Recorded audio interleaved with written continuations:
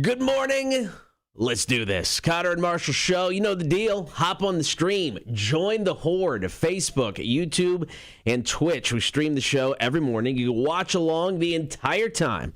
Like, follow, and subscribe while you're there. You can also download the Rock 1061 app. Get that for free. You can listen on your in-home smart speaker or check us out at rock1061.com. Marshall, good morning. Good morning to you, sir. I was hanging out at New Realm last night playing some bingo, and a guy tapped me on the shoulder, and he's like, "You Kotter?" I'm like, yeah. So Tony, Tearing Up Tyler, and Wyatt hung out with me for the next 2 hours. Great guys. It was a lot of fun. All right. Bought me a beer.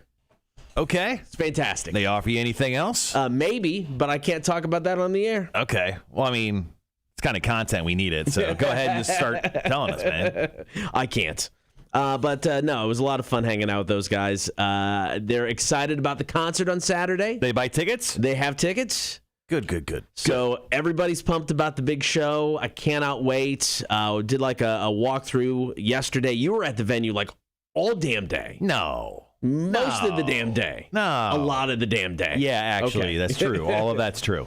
So I think this is happening, right? I mean, this is officially happening. Yeah, the show's definitely happening. Okay, good. Doors open at noon. First band goes on at 2:00. I took a phone call yesterday from a listener. They're like, "Hey, if I want to stand right up front, like be on the gate for the show at the stage, what time should I get there?" I'm like, 12 noon's a good start. I think that's fair. I think that's a good call. Yeah, exactly. I mean, you definitely want to make sure you're there early if you want to be as close as possible. Blankets are very acceptable, but you know, there could be a bunch of people there. There may not be room to put a blanket. We just don't know. But we're so excited for this show. Puddle of Mud, Filter, Sponge, Lilac, and Whaleboat, all there for you this coming Saturday. You got to get your tickets now. The only way you can get tickets, even day of show, is online at etix.com. Of course, the link is on the website, rock1061.com. Billy from the Badass Rock Show will have Wes Scantlin on the show this afternoon. Oh, cool. She actually talked to him yesterday, and it's like he's in good spirits, hung out for like an hour. He's just very talkative. Wow. So that'll be fun. So, yeah, the big show is coming up this Saturday. Cannot wait. Can't stress it enough. Get your tickets now. etix.com. Link is at rock1061.com. Today on the show, I'm getting quizzed in the face. Mm-hmm. You guys will take one of us on in Are You Smarter Than a Community College Dropout Trivia? We're going to call, comment, and text today on if there was any store you could rip off without getting caught, what store would it be and why? That's a good question. It's a very good question. If you can walk away with all the stuff you want and you're not going to get in trouble, I'm in.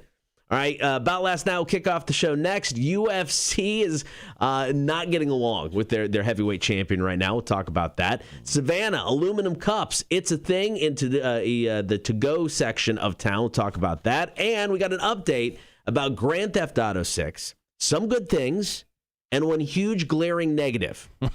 I will not be able to play this game until I am 50 years old. Wow, that sounds about right, yeah. That is legitly right. So we'll get that story next. Kotter and Marshall Show, Rock 1061. Here's Greta Van Fleet. This is Heat Above. Speaking of items to bring, what about bags? Yes/no. I think it's clear. We're doing clear bags. Nope, it doesn't have to be clear. Okay. You can bring a bag. They're just going to be searched. But yes, you can bring a bag. Just don't have food in it. Yeah, if there's any items they don't want in there, they're just going to make you put them back in your car, make you throw them away.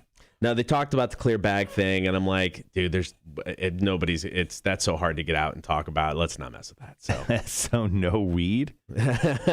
I'm pretty sure you got the initiative to figure out a way to do what you need to do, Wanda. You figure that out, as they say. Good morning, all. Welcome.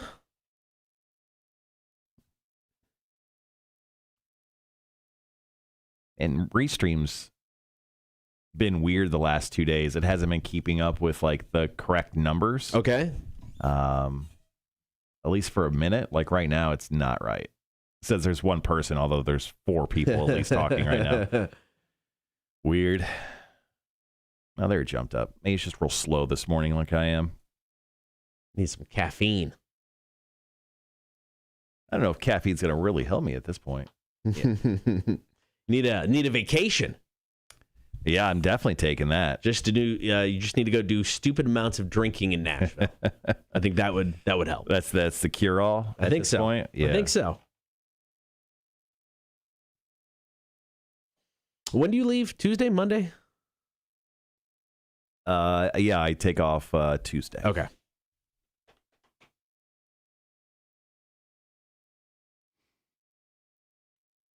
Take off Tuesday. Yeah, man.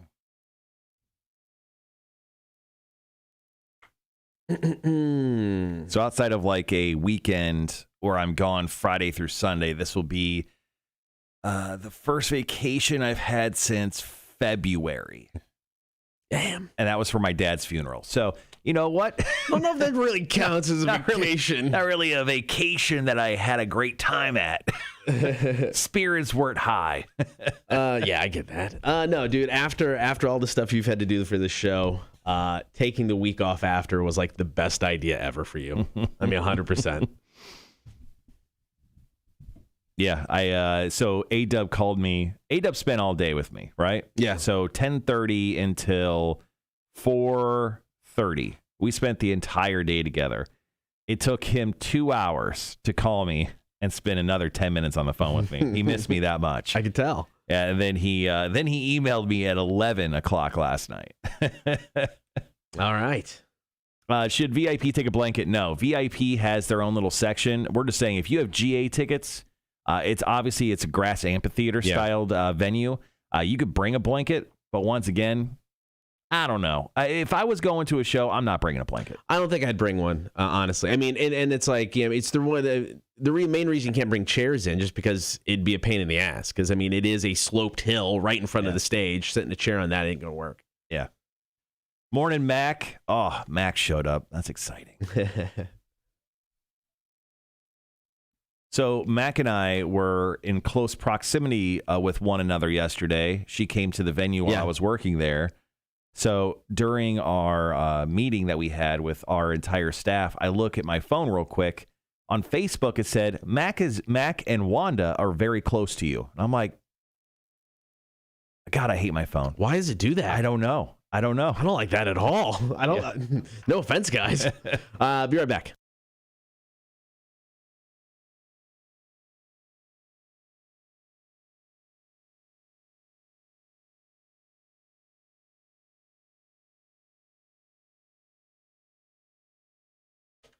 Jumping right into About Last Night, story number one. Now, we've got an update about Grand Theft Auto 6. There's some good news. Mm-hmm. There's some not so good news. We'll start with the good stuff. Now, previous reports said that GTA 6 would be set in the 1980s. Latest reports are saying we're getting a modern-day Vice City, which I think is cool. Yeah, which is based on Miami. Yeah. So, yeah. It also sounds like the game's going to feature an evolving map. Now, this is kind of what Fortnite does. So it allows them to grow the map and change it over time. Once again, I think that's pretty cool. Mm-hmm. Another great element. Yeah. Multiple playable characters. That's awesome. A female character, bright one in the group, responsible for technology and hacking. All of this awesome. Now we get to the bad news. Mm-hmm. They're not going to get to this game, get it released, until 2025. Now, this news came from a notable gaming leaker, Tom Henderson, who previously correctly called the Call of Duty and Battlefield 2042 details. So people are taking this pretty seriously. Yeah, we're right now 4 years away. 4 years away from getting Grand Theft Auto 6. But I mean, once we have that game, I mean, another decade of goodness. Now, we're only a little bit away from celebrating the 8th anniversary of Grand Theft 5. So, and it's kind of crazy that it's taken this long to get another Grand Theft Auto game. I'm gonna be 50. Yeah, 50. Mm-hmm.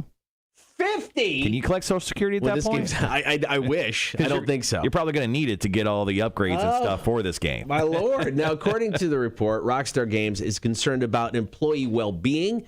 That's kind of why they're taking their time on this. They don't want to overwork employees like they have done in previous games. Also, Grand Theft Auto Online is uber popular. They're making tons of money off that right now. So there's really no rush. But I mean, I don't know. I mean, why another 5 years. I guess 4 from this point in time, but 2025 is when this game is coming out. Maybe it's like January 2025. Think about the positives where it could land. Oh, fingers crossed. All right, there could be a change coming, or I guess there is technically a change coming to the To-Go Cup zone in Savannah. We'll tell you what that is coming up next. Kotter and Marshall Show, Rock 106.1. Yeah, Wanda. So I got a thing on Facebook yesterday when I was at that meeting. I literally took a screenshot and then texted to Mac, but I wrote creepy. That's a little weird. And it says Mac and Wanda are nearby, and I was like, what? What does that mean? Yeah. Is Wanda stalking me? All right, I'll be right back. Get coffee. That's the message I got, man. Wild. Maybe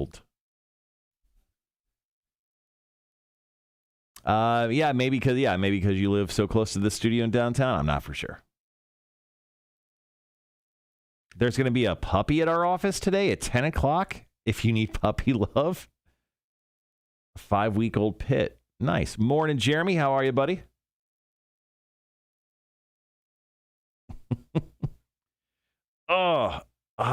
So yesterday after the show, I went down to the venue, loaded in a bunch of stuff. The riders, the coolers. We marked out the field for our vendors and how it's going to look. Man, it's going to be super cool. So we're gearing up for the show. It's our first show that we've ever self-produced since I've been here. It's the first one I think the company, or I shouldn't even say the company, I think the stations have done since the first two they did for rock in 2001, 2002. Yeah, this is going to be the second produced, more larger scale produced event that we've done. Only the second since I've been here in 7 years. Yeah. So I'm not going to count the, holiday toy drives or anything. No. There was like Petapalooza. Yeah. Or whatever it's called. Pawcella, I think is what we called it. Yeah. We had Pawcella, which I think our company got sued for. They did. Not my fault. And we had Pawcella, and then we've had this. So, is it perfect? It's probably not going to be perfect. I'm not going to lie. No, it's the first one. Will we be able to get better at this point? Definitely. Yeah. Definitely. I mean, we've never had a partner come and do a show like this with us before, and we've never done a show at this venue before. Yeah. So there's going to be definitely a lot of learning lessons taken from this. But once again, I mean, if it goes well, and by that I mean people come out and attend, and hopefully that's the case. Ticket sales have been really, really, really awesome these last few days. If things continue trending upwards and we have a really great audience on Saturday, I mean, I can only anticipate us doing more shows and then doing shows for like our sister stations. Yeah. G100 Throwback Hip Hop Station. Be fun. Begging for a show. Yeah. Bob 106.9 Country Station. I know how some of you feel about country, but guys, begging for a show. There's a ton of country fans who are really dumb and they have a lot of money. And we'll take it. I want to do a show with Rewind. I think that would be fun. Just so many artists to pick from. Yeah, we'll just choose a Foreigner cover band or Foreigner at this point. Yeah, whichever one. I don't know the difference. Which one's cheaper? Right now, just getting the one that plays at Coaches sounds exactly the same. Yeah.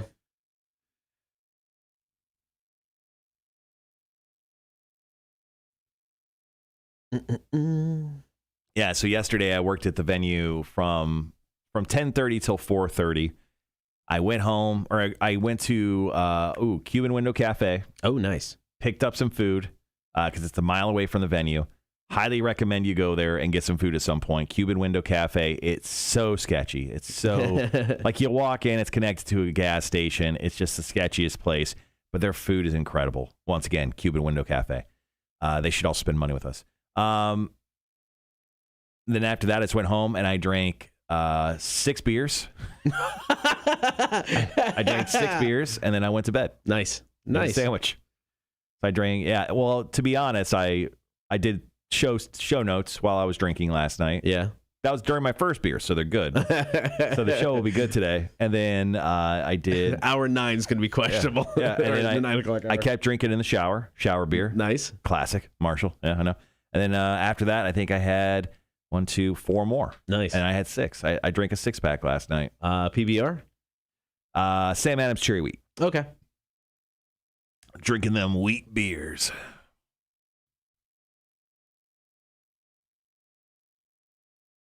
Sadly, I think I'm almost out of PBRs in my house. I think I only have like 2 left in the fridge. Well, we got a story about that. Can set you up here in a bit. Maybe one day I'll be cool enough to get the get that? the 1776 pack. Yeah.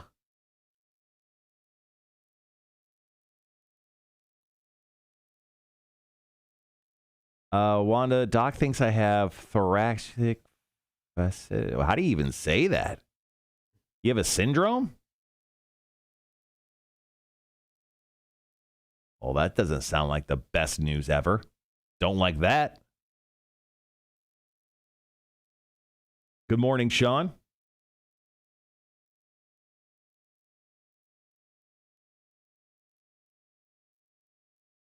Oh, that I just Googled that. It has to do with the spine. What's up with your spine, Wanda? Also known as disease, or I can't pronounce most of that. Spine condition in which the facet joints, the thoracic middle region of the spine deteriorate over time, become painful and stiff. Oh, Wanda. Sorry. Thoracic facet. Thanks, Mac. I'm in radio. You got to dumb shit down for me. I got about 3.5 minutes.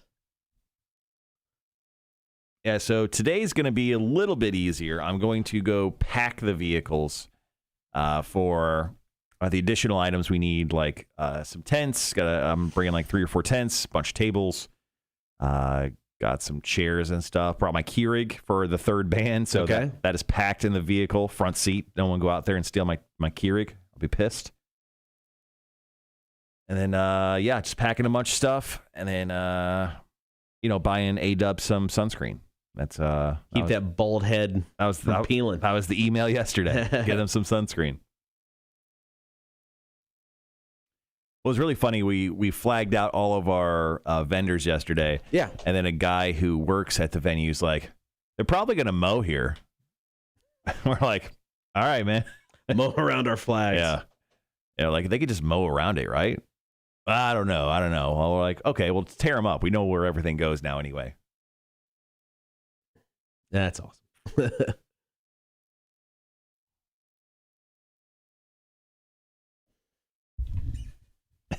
I will have some sunscreen if you need it. Yeah, well, I'm going to buy probably like 10 bottles of sunscreen for the entire staff. So okay. Wes Scantlin, when it comes to our live streamed interviews on Saturday, wants to do his sometime during his sound check as well. Their sound check starts at 10:30. So I told him we were talking to Richard at 10. Other than that, we're cool. So yeah, I plan on getting on site. Probably get there around 8. I don't really think I need to be there any earlier. Yeah. What's awesome about today is so I have a bunch of bike rack going down to the venue today. Right. They wanted to deliver at 8:30 a.m. So I'm like, yeah, I'm on the air. I can't do it. And then I looked over. I'm like, hey, Aaron, you got to be here at 8:30 a.m. to open the gate. He's like, all right, I'll be here. So I got A-Dub down at the venue at 8:30 a.m. this morning. Good morning, Raven Dantes. Welcome back, sir. And then I'll get with Vinny from Sponge, because their sound check I don't think there's not until the afternoon. Okay. So I'm not sure when they'll want to do theirs. I'm talking to him. He still may swing by the studio tomorrow for a quick interview. So I'm trying to nail that down, and then we'll figure out their live streamed interview. But get the first 2 busted out pretty quick. So the first. I think we should live stream right when doors open. Okay. And talk about what isn't allowed. I think it's a great idea. Type of thing. Sure. And we'll do some breaks. I plan on doing some breaks from there as well. So yeah. But yeah, I think it's a good idea. Oh shoot. 20 seconds, guys. 20 seconds.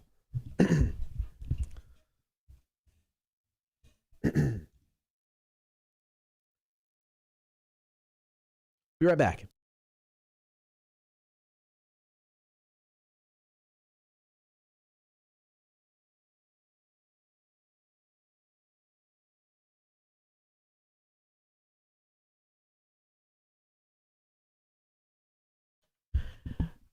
Story number 2 about last night. The city of Savannah is making a change to their to-go cup zone. Starting July 23rd, they're launching an aluminum cup pilot program. The main reason for this is because of the environmental impact it will have on the area. Now, according to District 9 City Alderman Nick Palumbo, in 2018, the city collected 53 tons of litter from public right-of-ways. On track this year for 400 tons. We did it, Savannah. Of litter. Hell yeah. That's got to be some sort of record, right? Congrats, Savannah. We did it, man. 400 tons? Yes. That is a lot. Wait, is that good? And that was without St. Patrick's Day. Ooh. Because, I mean... Well, I mean, kind of. We did kind of have a St. Patrick's Day. Yeah, but not a full-on... I mean, after St. Patrick's Day, the city looks like a bomb went off. Right. With all the just junk and crap everywhere. Mm-hmm. Yeah, and all the people from Ohio, all their stink lines still here. Yeah. Got to burn those off. So 400 tons of litter this year. Now, the aluminum cups are infinitely recyclable. So that's kind of why they're going with this. And they just really wanted to help reduce the amount of litter that is picked up by city crews. Now, they're going to launch the program with 50,000 aluminum cups. In circulation. So it'll last 3 days. Yeah. And then everyone will just throw these cups away. No one's going to keep these cups. I don't think, see, that's just it. I don't know. Is that the point? You're supposed to keep them? The idea is they can recycle them. Sure. So, but people would then have to like sort them and then put them in recycling bins because for the most part, no one's going to go through the trash and try to pull these things out. Plus, I don't think many people are going to keep them. And the thing that kind of sucks about it is the cost is going back on the customer. Yes. So like the Gaslight Group, who owns a bunch of restaurants here, pretty much said that each cup costs about $0.25, right? Yeah. Currently, the to-go cups that they're currently give us, the plastic ones, 5 cents. Yes. And they said that cost, that extra 20 cents, 25 cents, is probably going to be put on us in the form of getting prices increased on like drinks and stuff. So, right. I mean, we're paying for these cups. Like, the idea sounds great. And does it sound great for the environment? Hypothetically, yes. Yeah. Will it really mean anything in the long run? Will this save us from picking up 400 tons of litter? No, I think they'll just be taking up more room in trash bags across the city. Yeah. People aren't going to keep these. No. I don't think they're going to keep them. And I agree with you. I think in concept, in theory, it sounds awesome. Right. We're going to do our part to reduce carbon footprint. Cool. But they're not going to keep the cups. They're just going to throw the aluminum cup on the ground or in the garbage. Mm-hmm. So that means city is just now going to have to pick up aluminum cups and not plastic ones. I don't know. We'll see. Maybe I'm missing something here, but I don't see how this makes that much of a difference. Well, apparently this has to go to vote with the Savannah City Council, and Alderman Palumbo says that the process will take 2 meetings before the July 23rd kickoff pilot program. Why would it take 2 meetings for our city council to be like, yeah, let's roll with this? It's just a pilot program. Why would it take that long? Because Savannah. Apparently so, man. That's all you need. Apparently so.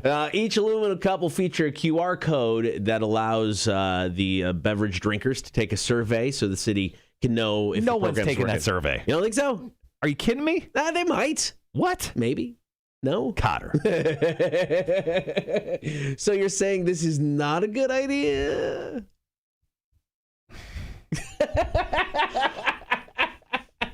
Yeah. It's a great investment for the city of Savannah. All right, coming up next, we're talking UFC. Dana White not getting along with his current heavyweight champion, Francis Ngannou. We'll tell you what's going down after Shinedown. This is Monsters, Kotter and Marshall Show, Rock 106.1. Yeah, so they're using a company out of Georgia to get these cups too. So. Yeah. I don't know, guys. It just sounds like a terrible idea. Charles, Savannians and people visiting are trash and throw shit everywhere. Oh, that's funny. Sean says, call, comment, text segment. Who would you rob if you could get away with it? I'd clean out GameStop. They've been screwing us gamers over for too long. Time to get back to them a-holes. Fair enough. Yeah. I'll be right back.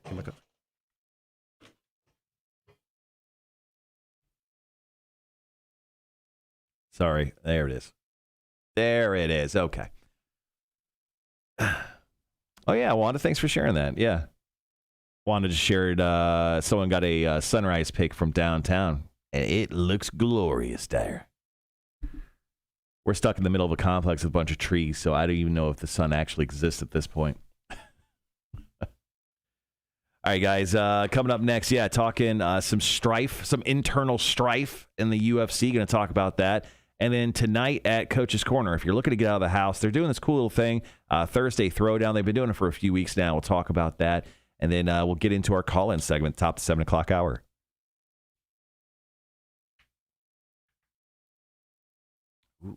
Ooh. Yeah, today's a little bit of an easier day for me. Get to just kind of work mostly here at the radio station. I may swing down to the venue to drop some stuff off. Haven't decided that yet. And then definitely didn't get it yesterday, Kotter. The oh-so-elusive afternoon nap. That's the plan today. Going to try to fit that in, in between 2 and 3 today. And then I'll be hosting bingo over at the Draft Room of Berwick on 17 later on tonight, starting at 7 o'clock. So if you also want to get out of the house, have some great food, play some bingo, come hang. I slept on my office floor for about 45 minutes yesterday. That was my nap. Dude, it showed. I know. It was rough. Man, Kotter came to our meeting yesterday. It was at 3 o'clock at the music venue at Trustee's Garden. Mm-hmm.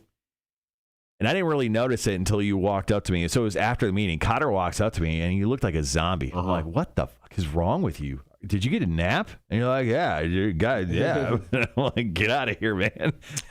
You're not a person right now. Yeah, it was rough yesterday. But good news today, my grill gets delivered. So let's see. It'll take at least 2 weeks for you to actually put it together. Nope, coming assembled. Oh, is it coming assembled? Yes, it is. Got a call, and they're like, would you like us to assemble that? I'm like, yes, I would. So it's coming assembled. All I got to do is pick up some gas. Oh, nice. Yeah. And then my brother's going to be in, and we're going to grill out on the 4th. So definitely we'll be firing it up. Can't wait. Can't wait. There were people here yesterday when I napped, so I didn't want to sleep on Mike's couch. Sean says, how early is it? How early is too early to start mowing your lawn? You can get away with it officially starting at 8 a.m. Anything before, you're kind of a dick. Can we only steal from the store once or continually? Ooh, that's actually, do you want to be a career criminal or not? You can be a career criminal. Okay. Yeah. All right, guys, got about 20 seconds getting into this final story of about last night. Sean, yeah, he got the one with the griddle attachment. Yep. So it's like two separate, there's a griddle section and the grill section. Each have their own burner. It's kind of nice. All right, guys, be right back.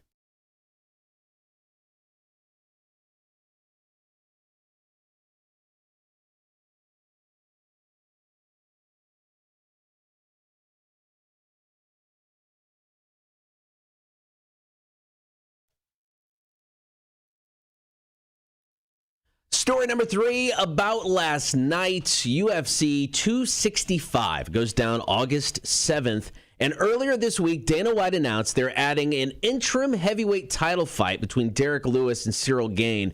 Now, Francis Ngannou is your current UFC heavyweight champion. He won the title just 3 months ago.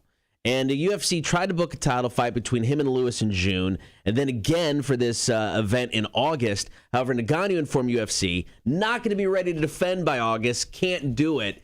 Now, you got people online basically saying this is just a power play by Dana White. Ngannou's been kind of vocal about UFC fighters not getting paid enough. In fact, in June, he tweeted out, "It's crazy to think that Logan Paul just made $20 million on a boxing exhibition. What are we doing wrong?"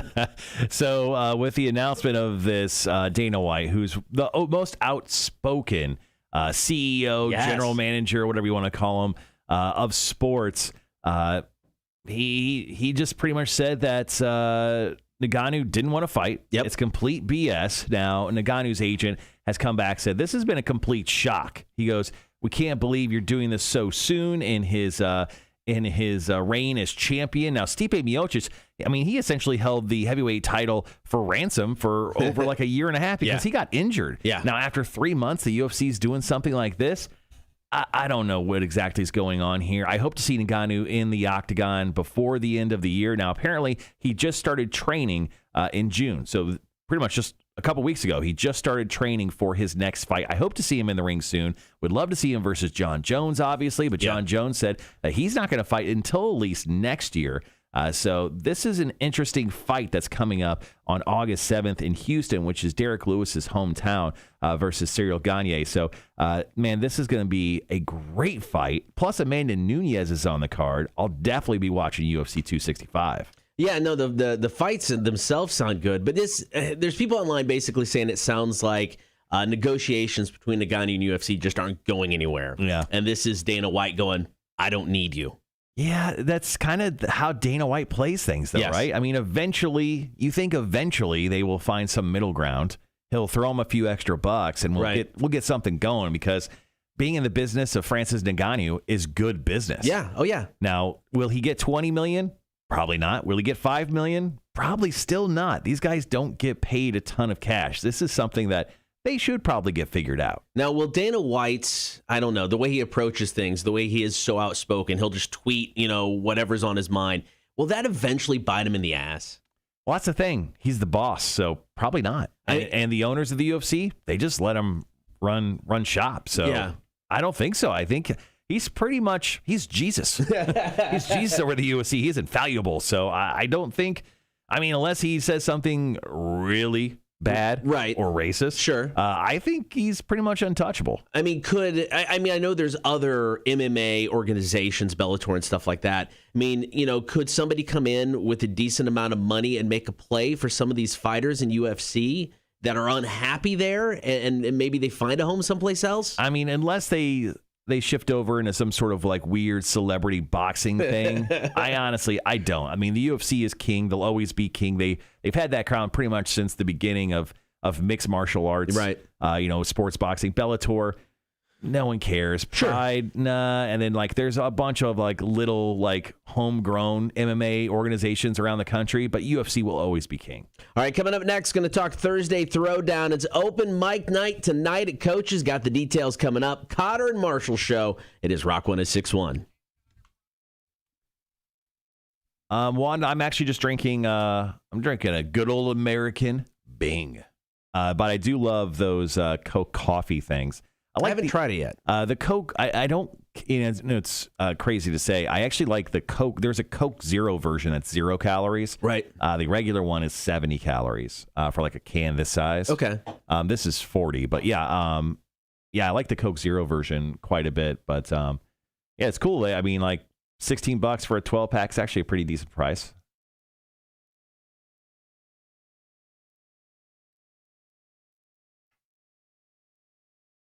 Charles says, go ahead, Sean. I had a neighbor one time that had lupus and would mow his yard at 4:30 a.m. to avoid the sun. Wow. Good Lord. He goes, yeah, I'll probably wait till 8:30. I think that's fair. All right, guys, coming up here in just a few moments, obviously going to talk about Coaches, great sponsor of the show. We're also going to talk about if you could rip off any store without getting caught, which store would it be and why? Tony, thank you so much for dropping in your comment. Sean, also thank you for dropping in yours. So we got several on the Facebook page too. Yeah, I think we had half a dozen or so.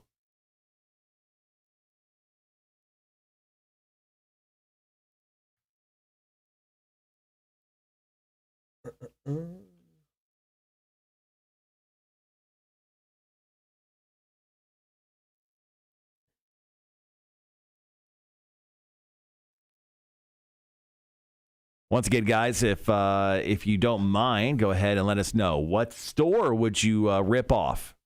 Any store. And why? Let us know in the comments, and we'll share all of that coming up right after the 7 o'clock hour. Oh, I got to share the show. I'm going to share the show. Do it. Let's see.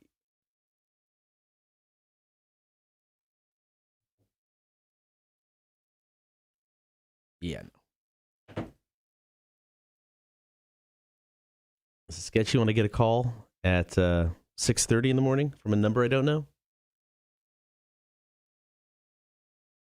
Maybe your wife deleted her phone number from your phone.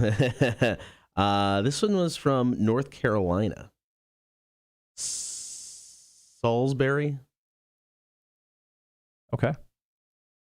Salisbury? I don't know. North Carolina? I don't know.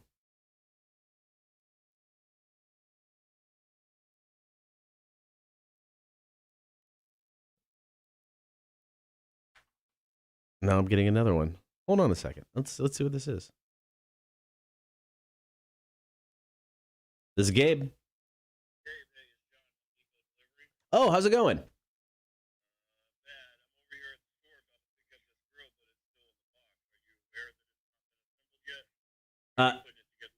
No, somebody called the other day and asked about assembly, and I said yes, that would be awesome.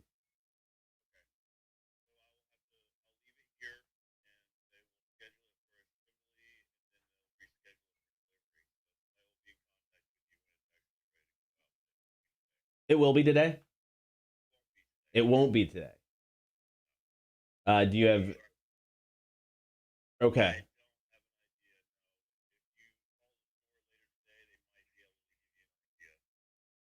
Okay. All right, that works. All right, thanks. Bye. Effing Home Depot. Come on.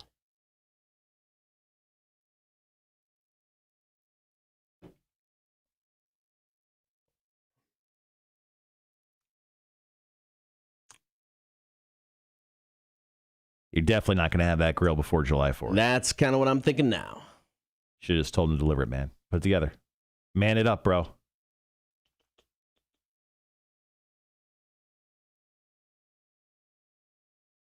I don't think I would have had time. I probably could have done it tonight, I guess.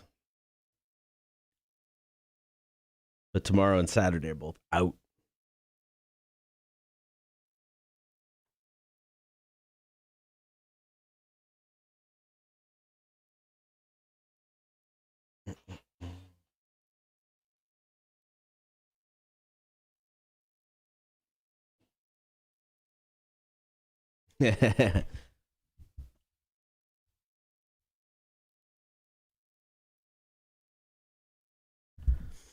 All right, guys. We got about 3 minutes. 3 minutes. All right. Yeah, Wanda, that's a great thing. That's a great thing right there. I don't know why Kotter didn't go all Karen on him. It's too nice. It's too nice. I would have said, well, figure it out. Get it to my house today. Right, Heather? Right, Heather? You would have said the same thing.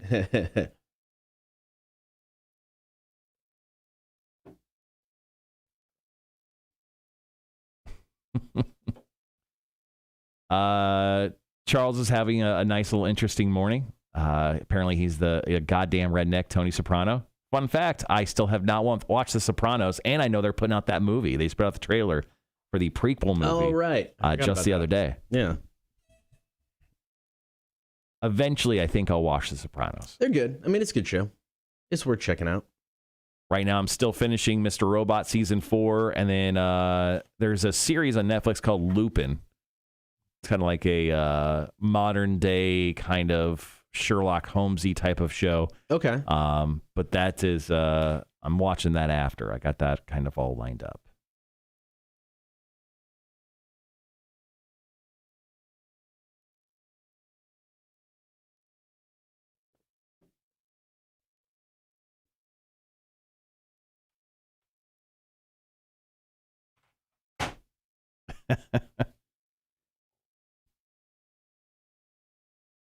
All right, guys, up next, talking about Coach's Corner. Then after that, we'll take your calls, comments, and texts in regards to our question of the day. If you grip off any store without getting caught, what store would it be and why? Let us know in the comments, and we'll share yours here coming up over the next like 20, 30 minutes or so. We'll get into that.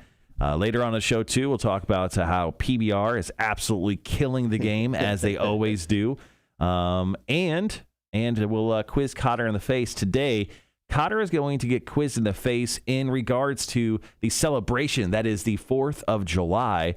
We're going to quiz Kotter in the face with famous hot dogs and their ingredients. So it'll be pretty easy. He'll just need to tell me if the ingredient I mentioned on this famous hot dog is actually on that famous hot dog. So let's say there was a Kotter hot dog Right. and it had ketchup and onions. Right. And I would be like, Kotter, does the Kotter hot dog have mustard? And you would be like, well, no, it doesn't. Then you would be correct. So basically, I'm getting quizzed in the face with a bunch of wieners. Mm-hmm. Yep. Good times. Yeah, so pretty typical day for you. Be right back.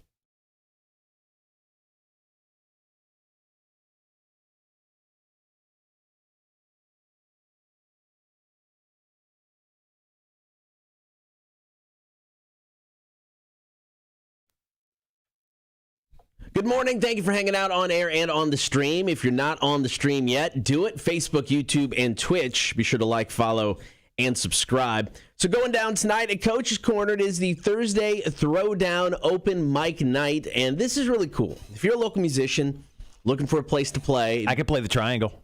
Dude, you should go one night. I could play the cowbell. Just bring a cowbell. Right. We got one somewhere. I got one in my office. Yeah. Okay, so I got a cowbell. You should just show up, sign up one day, and just go up there and bust out a big cowbell solo.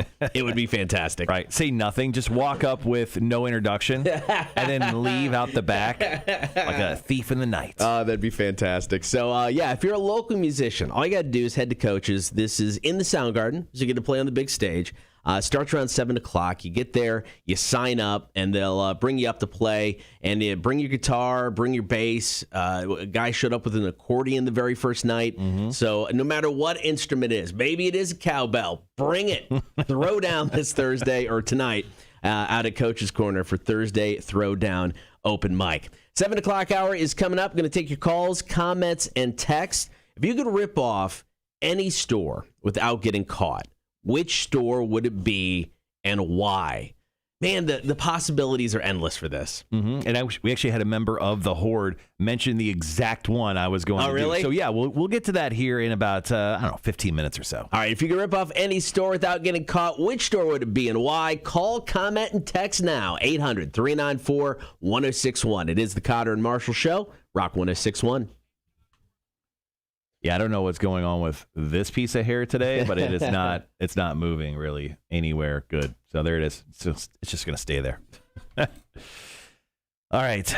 So once again, guys, go ahead and drop in your comments. What store would you straight up rob if you can get away with it without having any consequences?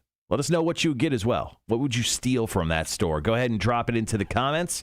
And we'll share your comments here in just a little bit. If you'd like to share it via phone call, feel free to do that as well. The phone number, 1-800-394-1061. Feel free to call in with what you'd like to do, what you'd like to steal. Make sure it's not something you've actually done in real life. We don't want to incriminate yourself. It's true. But, this is like this is a fun little hypothetical game we're playing right now. It's true.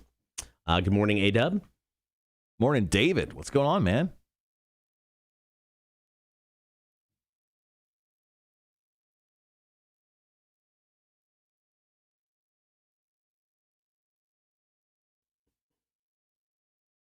All right, so how do you want to play the calls when we get up here?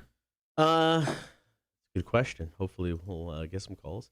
I can. How many do you have? Some. I've got 4 here. I've got 2. Okay. I can start with mine, per usual, and then if you want to run down those, I can hit up one here. Okay. We can kind of go from there, see what we get.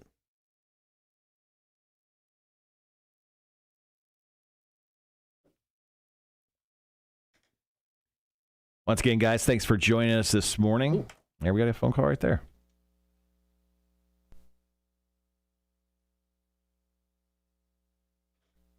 Rock 1061, who's this? It's Jimmy. Hey, what's going on? I'm doing very well this morning. That's great, man.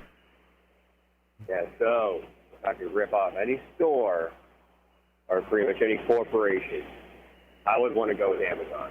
Amazon, okay. Strictly, absolutely. I mean, their warehouse is just chock full of miscellaneous random stuff. It could be anything that anyone would need at any given time. So there's a lot of things that I would like to have. Sure. And also, to stick it to the man, there's no way during the pandemic that Jeff Bezos could be able to, earn $70 billion. And, there's people out there who need a lot of stuff. So Well, he doesn't pay. He doesn't pay any taxes, so I mean, he could afford to be robbed a little bit. Is there any specific item that you would like to steal, or would you be like Robin Hood? You would steal from the rich and give to the poor. Let's see. I would, of course, the musical instruments department. You know, I saw on Facebook that there was a comment about robbing off the guitar center. Right. I'm like, damn it, that was a good one. But so yeah, having a home production studio and musical instruments and stuff like that, that'd be great. But mainly, pretty much I'd ask my wife whatever the hell she wants. Smart man. Yep. Smart man. Make a shopping list. Yeah. Your Amazon wish list. There you go. It's all yours. Awesome. Gibby, thanks for calling in, buddy. We appreciate it. Thanks, guys. And, of course, everyone get your rock tickets. Yes. All right. Thanks, bud. Thanks, man. See ya. Thanks. See you at the show. All right. I think that's the cheat code for that. He just broke it. What's that? That's the perfect answer. The Amazon? Yeah. It's a perfect answer. Sean says he's waiting for Vic's call. He goes, I'd rob a dispensary or an adult novelty shop. I could totally hear Vic saying that. I don't know. It's it's Vic Day, man. He usually doesn't call on Thursdays. That's true. So we talked to him yesterday. We were blessed with a phone call yesterday. I think we just need to worry about that. There is a thing you could put on there that reduces noise. I don't know if I just went in and did that. Okay. We'll bring that down a little bit. Gibby works in that shop all the time. Since we got some time, let me edit this up real quick so we can have it ready and play whenever we want. Guys, be right back.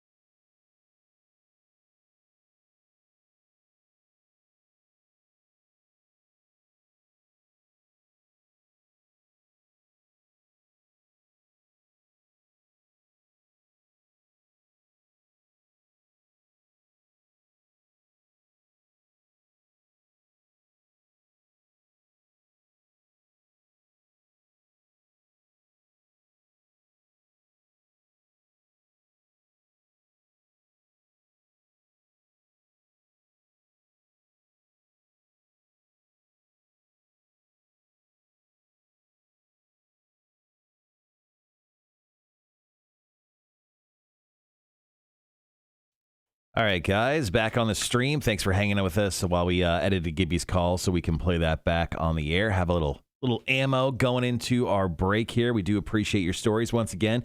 Our calling topic today is, once again, if you could rip off any store without getting caught, what store would it be and why? Let us know. Drop in your comment. Text us. The number, 1-800-394-1061. Obviously, you could drop in your comment here on the live stream or call us up like Gibby did. Same number, 1-800-394-1061. All right. Yeah, we got plenty of time. We were running a tad bit early in that last hour. Okay.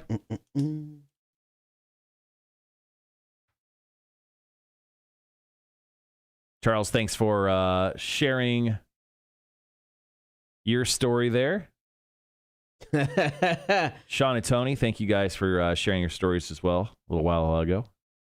Don't know if it's a store, but Salsa Mark, once again, cheat code on this one. Okay. I don't know if it counts as a store, but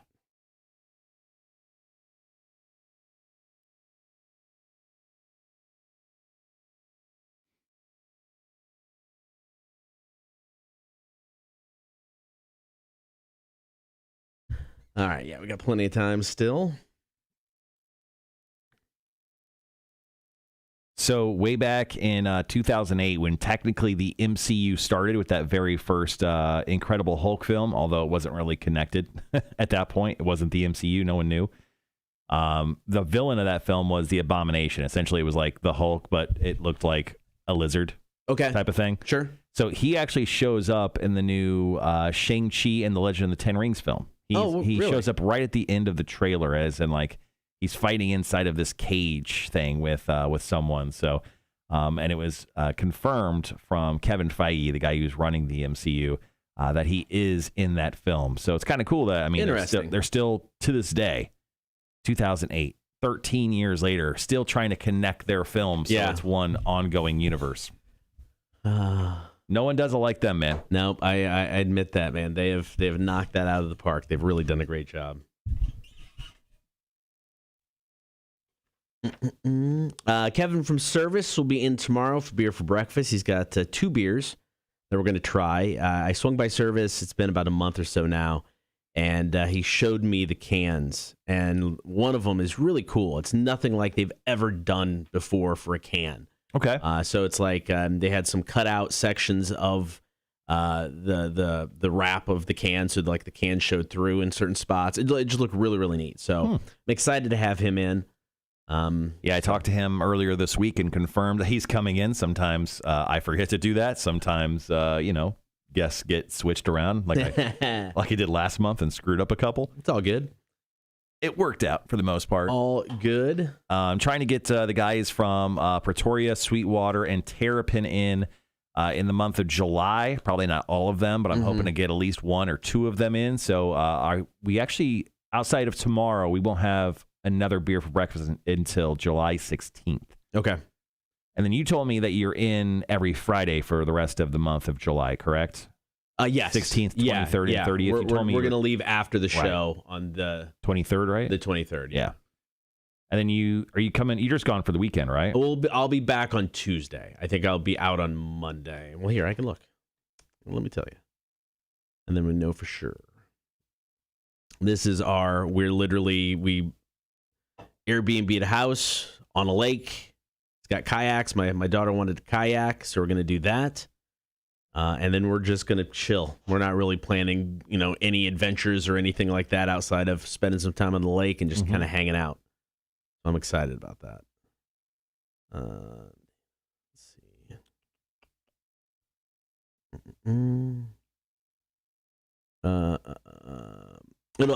I will be out Monday and Tuesday of the next week. I'll be back the Wednesday. Okay.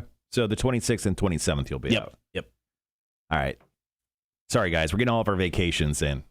We'll take some time off later again this year, but we'll have a good stretch there after July where we'll be on most of the time. I'll have 1 day in August so I can take my kid to school. Yeah. And then I'm not anywhere until October. I think I may have a couple days in September. Okay. My wife and I are going to be going to Halloween Horror Nights. Yep. And then my mom called me. She wants me to come home in September now. Okay. She's getting hip surgery. Oh, yeah. She's like, can you come and see me? She get after I get my hip replacement? Mm-hmm. Yeah. Like, sure, Mom. Yeah, I don't know. She's like, can you stay for a week? I'm like, I don't know, Mom. Probably not. Probably not. I'll stay for a couple days. What lake are you going to? Asked Ava. Lake Dora. Classic Lake Dora, home of the French fry. Lake Dora. It's around Orlando area. I guess there's something called Mount Dora. There's a lake right next to it. So I don't really think anything is mountainous in Florida. It's called Mount Dora. I didn't know that was a thing. Oh shit, Kotter. What? The Google reviews? Yeah. 4.5 out of 5. For Mount Dora? For Lake Dora. For Lake Dora. Yeah. What's going on with the half a star? I don't know. How many people drowned there? Have you looked up? I'll report back. Did you see how many people died there? I have not. Mount Dora is a city in Central Florida. It's known for its unique shops and annual festivals.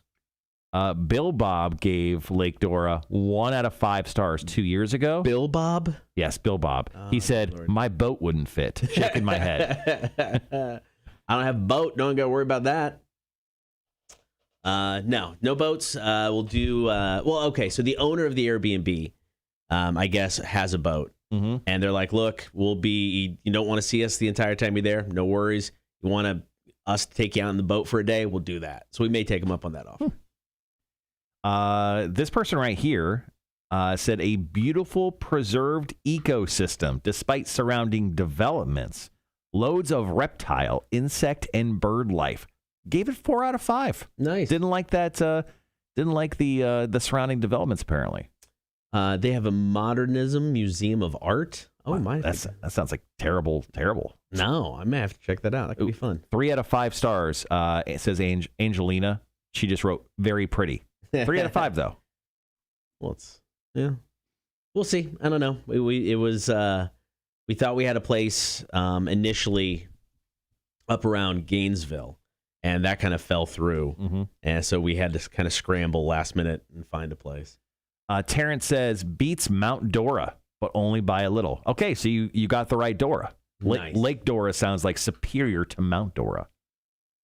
And that's Vacation Talk. Hope you like that segment, guys. Yeah. No, I'm ready for that one. That'll be nice. It'll just be a more chill, laid back, not running around Universal type of getaway. So that'll be good. All right, so coming up here in about 3 minutes, we are going to take your calls, comments, and texts in regards to what store would you rip off if you didn't have an opportunity to get caught, and what would you steal? Why? Let us know all those things. Nice little hypothetical this morning. Once again, let us know if you rip off any store without getting caught, what store would it be? Tell us what you steal and why. Have they released the listing of houses for Halloween Horror Nights yet, says Wanda. No, Beetlejuice is the only confirmed one. They confirmed that a few weeks back, I think. I don't think they've confirmed anything else. Beetlejuice, that just sounds awesome. Have they ever done a Beetlejuice house before? I don't know, actually. Okay. That's great. But yeah, I'm so excited, man. We had such a great time in 2019 when my wife and I went then. We did the Rest in Peace tour, which is the tour that like takes you backstage and you get to cut the lines. You don't have to wait for anything. Yeah. I think tickets are like, so if you do that, like a regular ticket to Halloween Horror Nights to get in is like $80 to $100. The VIP tour is more because you get free food and stuff. Plus you get the tour. Right. It's $300. So okay. Yeah, it is a bit pricier, but also you don't have to go to the park multiple nights nor stand in line with a bunch of people that you don't like. Where now having been to Universal, where do they put these? Where do they put? Where are the houses set up at? They're all inside. They're all inside other rides. And and also they have some like huge warehouses. Okay. You probably just didn't notice that on the backside, and there's a lot over there. Now are these like traditional haunted houses, or are these just kind of walk through themed kind of things? I mean, there's actors. Yeah, I mean, I guess it's kind of both. Yeah. It just depends on the...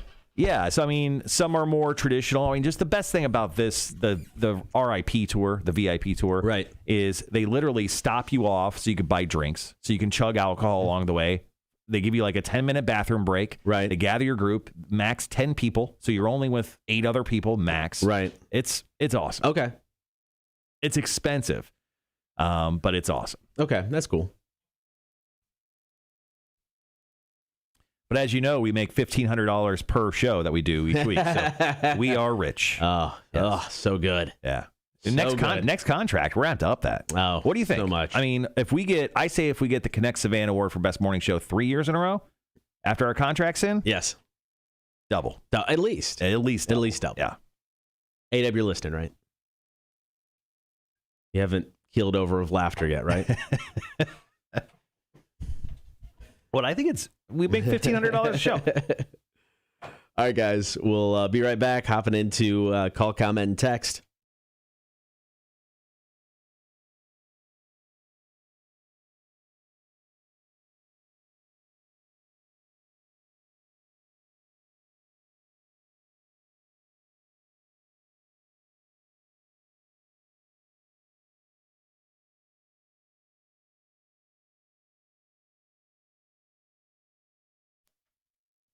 Taking your calls, comments, and text, 800-394-1061. If you could rip off any store without getting caught, which store would it be and why? Your story's coming up. Don't forget, hop on the stream, Facebook, YouTube, and Twitch. Like, follow, and subscribe while you're there. So I think this is an interesting topic because the possibilities are literally endless. And when it comes to what store you can rip off, you're not getting caught. There's no consequences. You can take whatever you want out of the store. Right.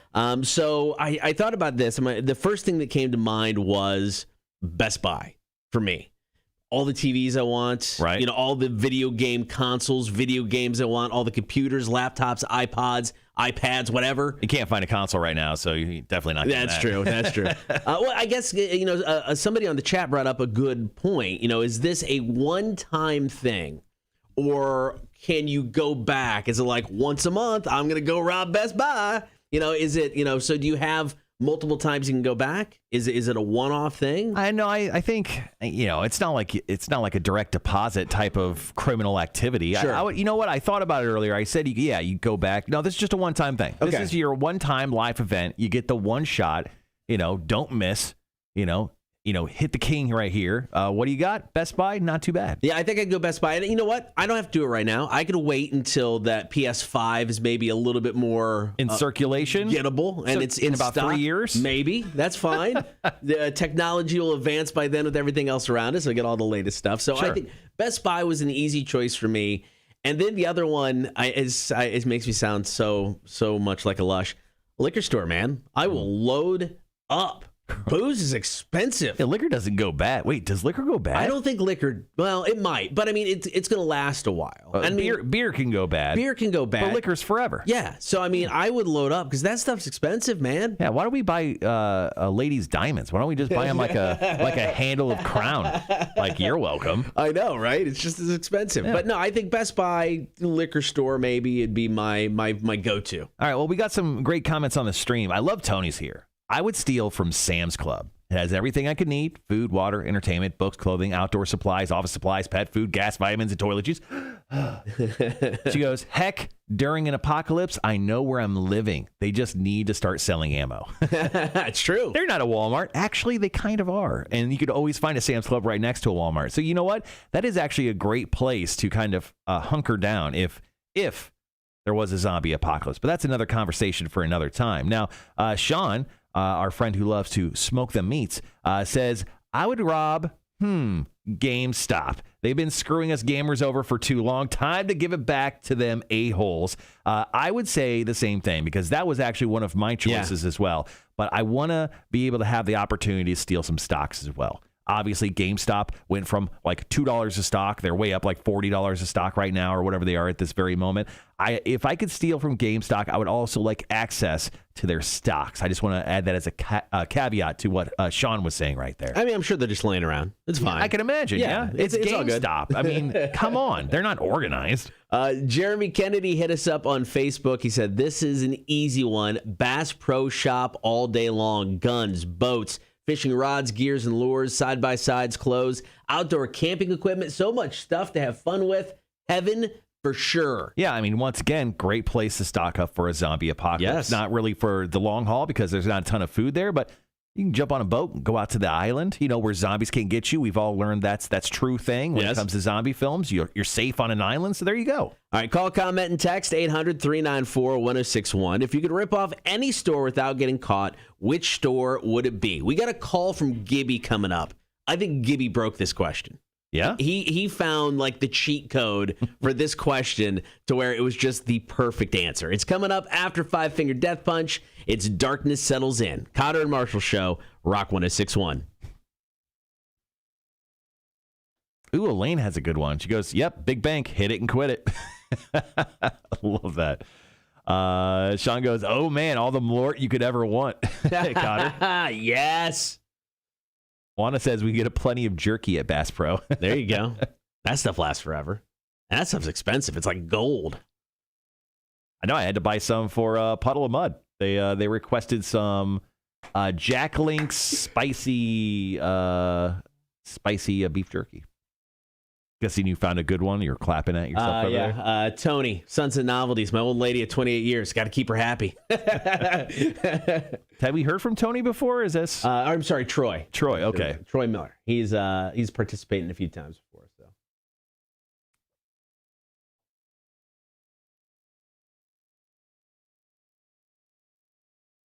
All right. So we got Salsa Mark. Got Troy. I've just got two kind of shorter ones over here. Okay. So, why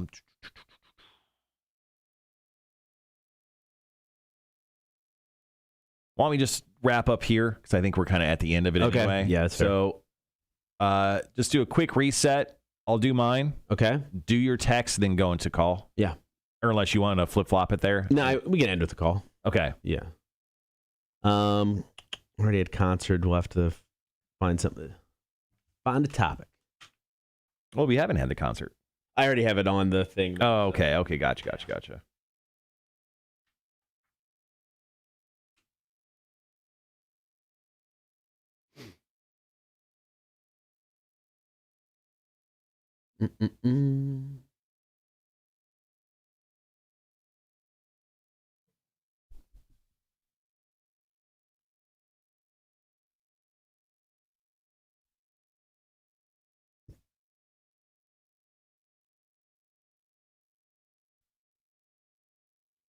All right, got about 2.5 minutes. We'll jump back in. Thanks to everybody who participated so far. Want to go, so really what we need for an apocalypse is a wholesale place and sporting's place. Should take care of all of our needs. Yeah, so if you could put like a Bass Pro, Sam's Club, and a Walmart, like kind of like all in a row, like right next to each other, that'd be pretty awesome. Yeah. Also, just for throw a Dick's Sporting Goods in there too. Yeah, I think that's good. So I can shoot some hoops. Got to find a way to entertain yourself during the apocalypse. I mean, you can only kill so many zombies.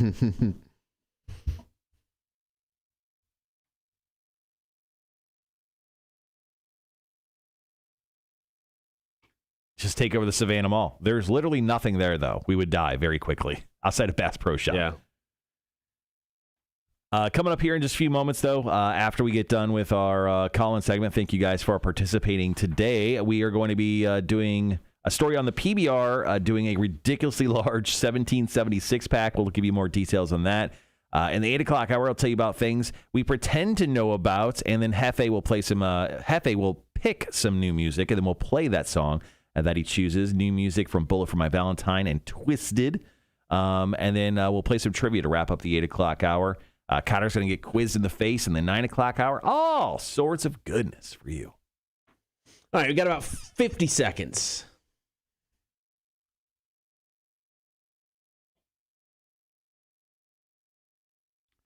All right, so you open, throw it to me. Mm-hmm. You'll take it, then do the text and then the phone call. Yep. Yeah, I got a couple here. I can. Oh.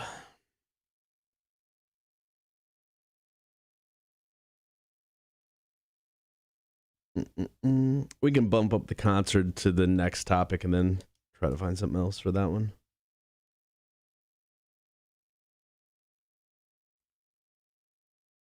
Who sells flamethrowers? That's what I would want for a firearm arsenal. Run out of bullets, torch them. All right, guys, be right back.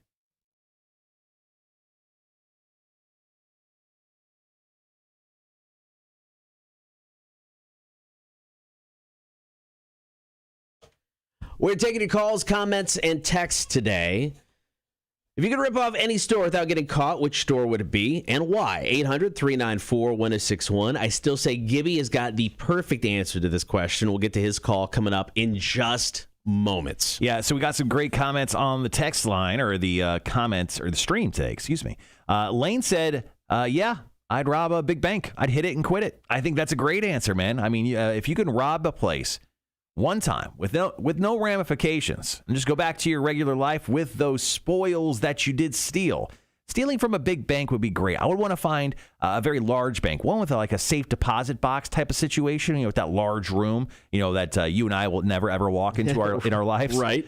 With all sorts of stuff. And I would just make all of those boxes magically open and then just stuff all of the contents in. Plus, of course, all the cash on site as well. Is that really a store, though? I mean, this is like a loophole to this actual question. It's not, because it's not really necessarily a store. What is a store? A place where you can make purchases. Purchases, yeah. Yeah, but you don't traditionally go into the bank to make a purchase. But you can go into a bank and make a purchase. I don't know. I question whether this counts. All right. Well, you're going to have to take it up with Elaine, and she rides a motorcycle, so already she's more of a man than you are. Yeah, that's true. Good luck with that. Never mind. It counts. All right. Charles on the chat today says, I have plenty of survival stuff, ammo, tools, etc. So I probably would rob the highest end jewelry store because Miss T loves her diamonds. All right. What a suck up Charles is this morning. On the stream, he said that his wife made him breakfast. So obviously, it must have been a top 10 breakfast. Good breakfast. Yeah. All right, 800-394-1061. If you could rip off any store without getting caught, which store would it be and why? Josh hit us up and said, all things in a Guitar Center. May not be able to use 99% of it, but I have a super fire recording studio with all the amenities, and I could bring in the friends and producer to use. Salsa Mark said he hit up a medical marijuana dispensary. Oh. I get that. Not in this state. And then Troy, he said, Sunset Novelties for my old lady of 28 years. Got to keep her happy. Like he's going to rob all the Sunset Novelties? All of the Sunset Novelties. That's so many toys. You can never have enough lube. I don't know. I think there's some other stuff he's looking for outside of that. Probably. All right, and then Gibby hit us up with a call, and I think this is the perfect answer to this question. Amazon, okay. Please. Absolutely. I mean, a warehouse is just chock full of miscellaneous random stuff. It could be anything that anyone would need at any given time. So there's a lot of things that I would like to have. Sure. And also, to stick it to the man, there's no way to the pandemic that Jeff Bezos could be able to, earn $70 billion. And, there's people out there who need a lot of stuff. So. Well, he doesn't pay any taxes, so I mean he could afford to be robbed a little bit. Is there any specific item that you would like to steal, or would you be like Robin Hood? You would steal from the rich and give to the poor. Let's see. I would, of course, the musical instruments department. So yeah, having a home production studio and musical instruments and stuff like that, that'd be great. But mainly, pretty much shout out to my wife, whatever the hell she wants. That's my man. I'm telling you, man, stealing from Amazon is perfect. Everything is there. Well, I mean, that is true. And they're building a facility here in the area, so we got to wait. We got to wait before we steal from them. I was going to say, I also got to keep an eye on Gibby now. Yeah, right. As soon as that place is open. And how tight do you think security is in an Amazon warehouse? I bet it is legit. If they can keep track of whether the drivers are like looking forward, driving their car with all the technology they got now, I'm guessing breaking in to an Amazon location anywhere has got to be difficult. So this has got to be an Ocean's 11 styled job. So we're going to need more than one of us to make this happen. Who's in, guys? Who's in? Raise your hand. All right, coming up next, we're talking 20th anniversary concert. It goes down this Saturday, of course, teamed up with Connect Savannah. It's happening at the Trustees Garden in town. So we've got details on the way. It's the Kotter and Marshall Show, Rock 106.1. Hey, it's Kotter. All right, Gibby. Gibby said they're actually building the facility right next to where he works. So we're going to go ahead and need you to do some scouting. First one on the ground right there is what Gibby said. He's the first one in. So he'll be he'll just be able to, like, lunch break. I'll be back, guys. Yeah. He's going to go over there, draw some schematics. Got a phone call here. Rock 106.1, who's this? Vic? Vic, is this you? I knew you knew who it was just by that. Well, I was worried there because it's Thursday, so I didn't know if you were calling us mid Vicking. So I was just like, oh, this is gonna be really awkward. I feel like shit this morning. I think I drank one too many beers last night. What were you drinking and how many did you have?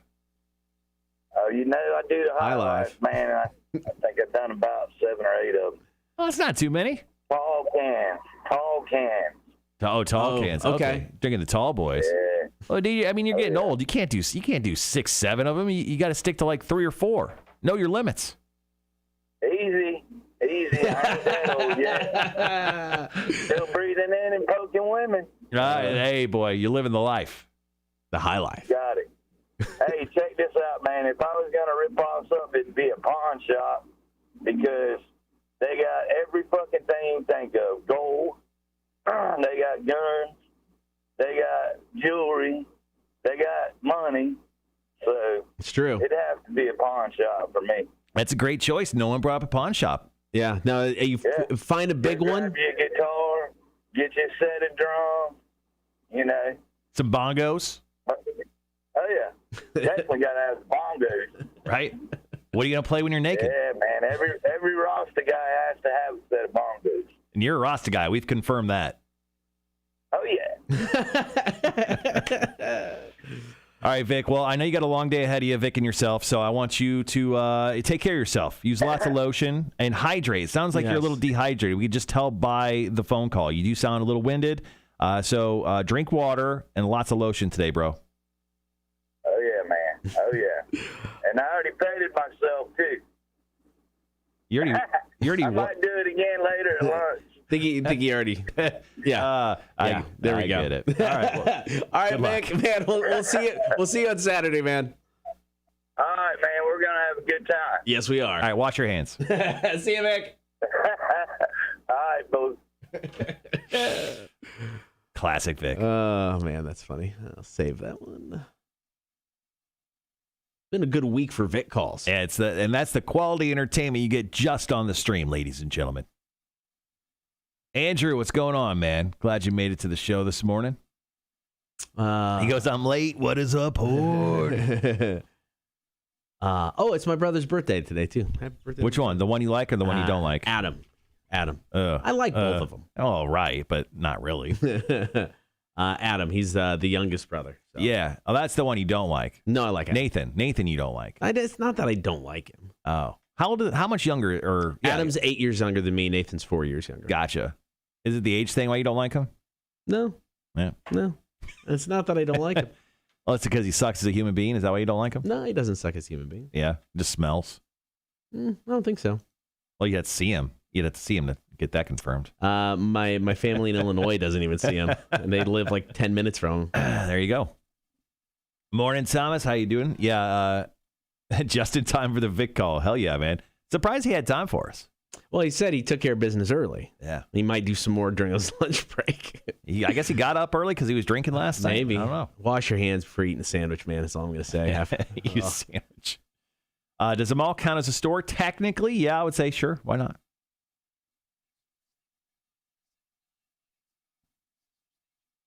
All right, coming up here in just a few moments, we're going to talk about the 20th anniversary show. All right, so I have a question about the 20th anniversary show. So we talked about sometime on stage me chugging a beer. Sure.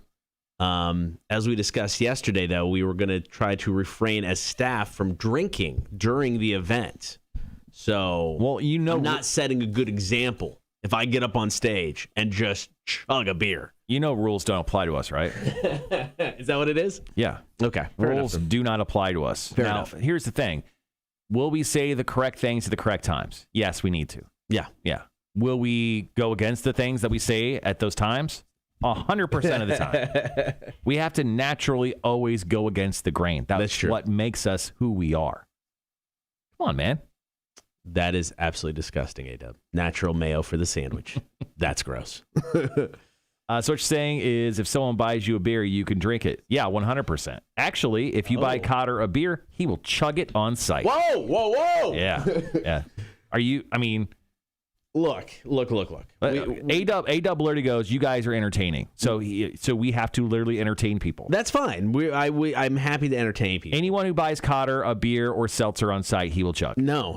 He will chug on site every time. Every single time. I have to make it to Puddle of Mud. How about this? If No, you don't. First of all, no, you don't. Yeah, I do. What are you going to do? They're going on at what time? 8:15. Why do you need to be awake at that point? Because it's our 20th anniversary show. Really? Yes. You know what the better story is? You being passed out in the back while they're on. I'm up on stage. I'll handle the announcement. I got it, dude. No, I'm not chugging every beer. How about this? If you buy Kotter a beer and he catches it like Stone Cold Steve, throw it at him. And he catches it like Stone Cold Steve Austin, then he has to chug it. How about that? He'll only chug the beers that he catches in the air. You okay with that? Fair enough. If one clunks me in the head, I'll drink that one too. Yeah. That would be entertaining. Right. You also have to thank sponsors. Yeah, we'll get to that. No, we'll have a list of sponsors. The thanks sponsors will also be included in the music, the playlist that is playing throughout the day. Kotter passed out on stage while Puddle of Mud plays. See, that'd be okay. If it was just me passed out on stage and that's the picture. Wes Scantlin's like walking over you. Like he looks down going, I've been there. He's going back and forth and he's just stepping over you every time. He puts his foot on you like he just stuck a flag in you. All right, so there you go, guys. You have that 100% confirmed. If you buy a beer for Kotter, you can't hand it to him. You got first give him a heads up. Yeah. Hey, Kotter! A little something like that. Whip a beer in his direction. If he catches it, he's got to chug it. Now here's the question: is everybody doing? We're doing cans? Yeah, cans. And we're giving people cans, not putting them in a glass because I wasn't there for. Okay. Yeah. So usually the bartender opens the beer for you. Though. Right. They're going to crack the beer that you order. So it's going to be open as it comes flying at me. Yeah. All right, bring it on. Yeah. Bring it on. I mean, so I, forward thinking, got us staff shirts for the show. Sure. I got us 2. You got us 2. Yeah. I'm going to go through both of them. You have 2 T-shirts. You have 2 T-shirts to last you the entire day. All right. At least. Bring it on. All cans. There you go. All cans. They're cracking. They're handing it right to people.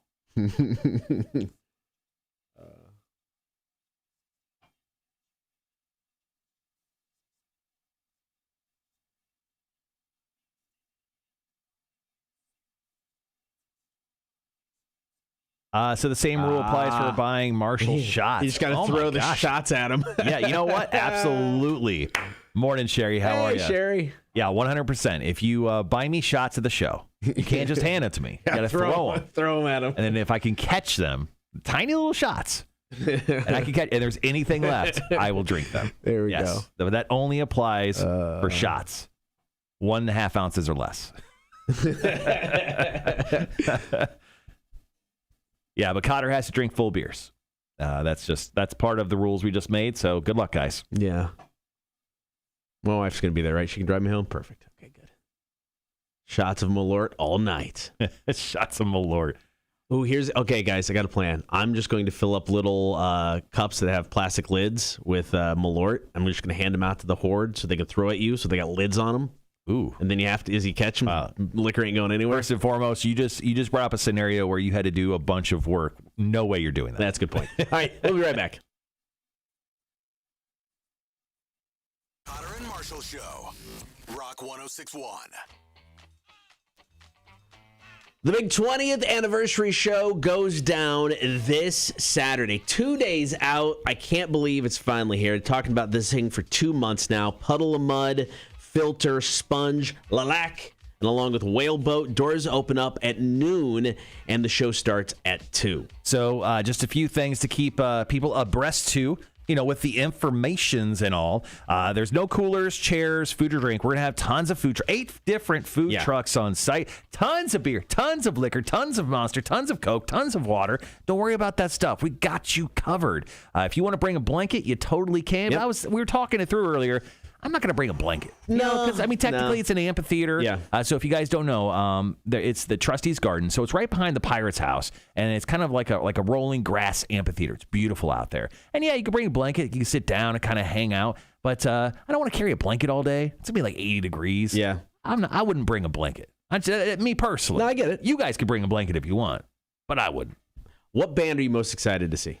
That's a good question. Filter. Yeah. I'm excited about Filter. I think Richard Patrick he's still got a lot more to give to us before, the end of Filter. Right. Loved his work. I mean, I knew of this guy when he first started with Nine Inch Nails. Right. I was a huge Nine Inch Nails fan growing up, and the stuff that he did with Filter was awesome. I mean, he's much different than the Nine Inch Nails days. He's much more melodic, much more radio friendly than Nine Inch Nails ever was. So, plus he's just an interesting dude. He's lived a very interesting life, and I'm so excited to get a chance to talk to him. We're going to be actually live streaming an interview with him on Saturday morning, right around 10 o'clock. So when you guys are getting up in bed, thinking about going to the show Saturday morning, make sure to check out Rock 1061 on Facebook, YouTube, or Twitch, and we're going to be streaming a live interview with Richard Patrick on Saturday. Can't wait.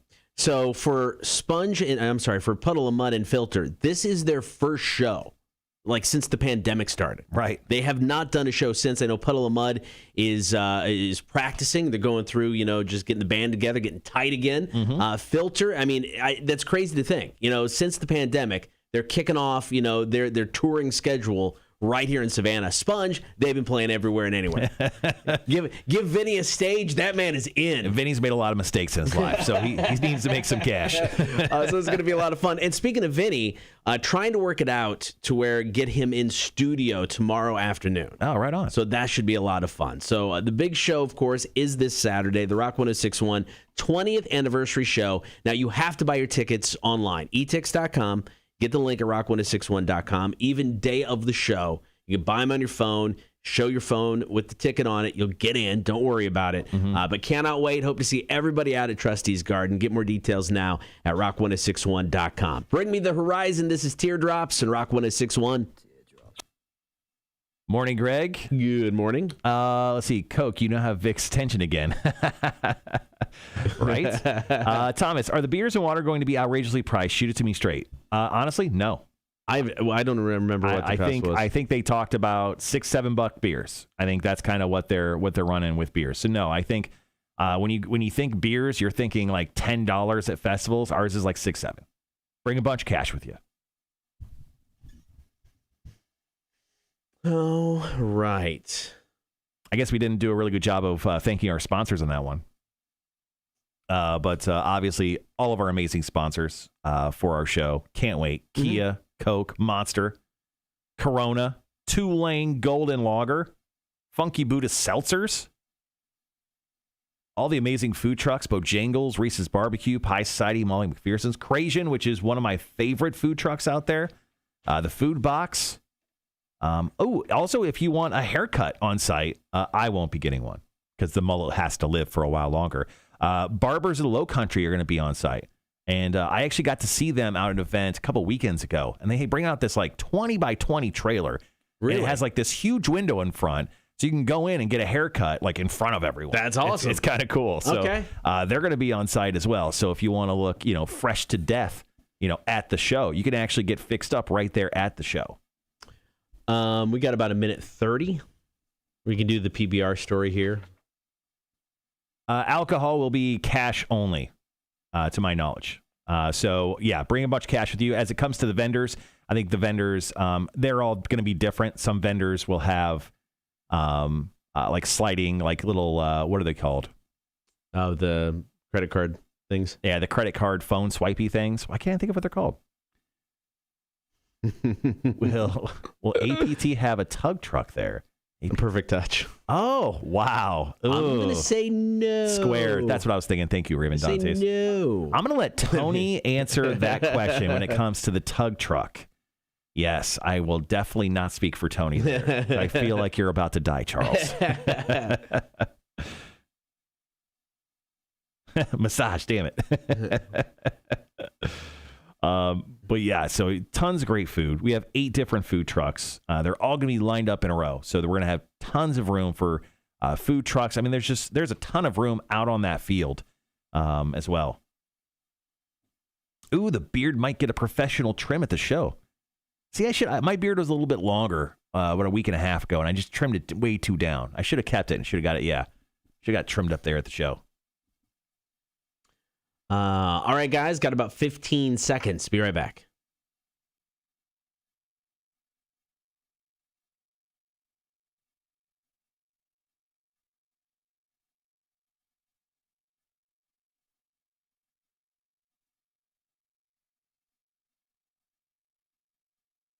Marshall Show. Rock 1061.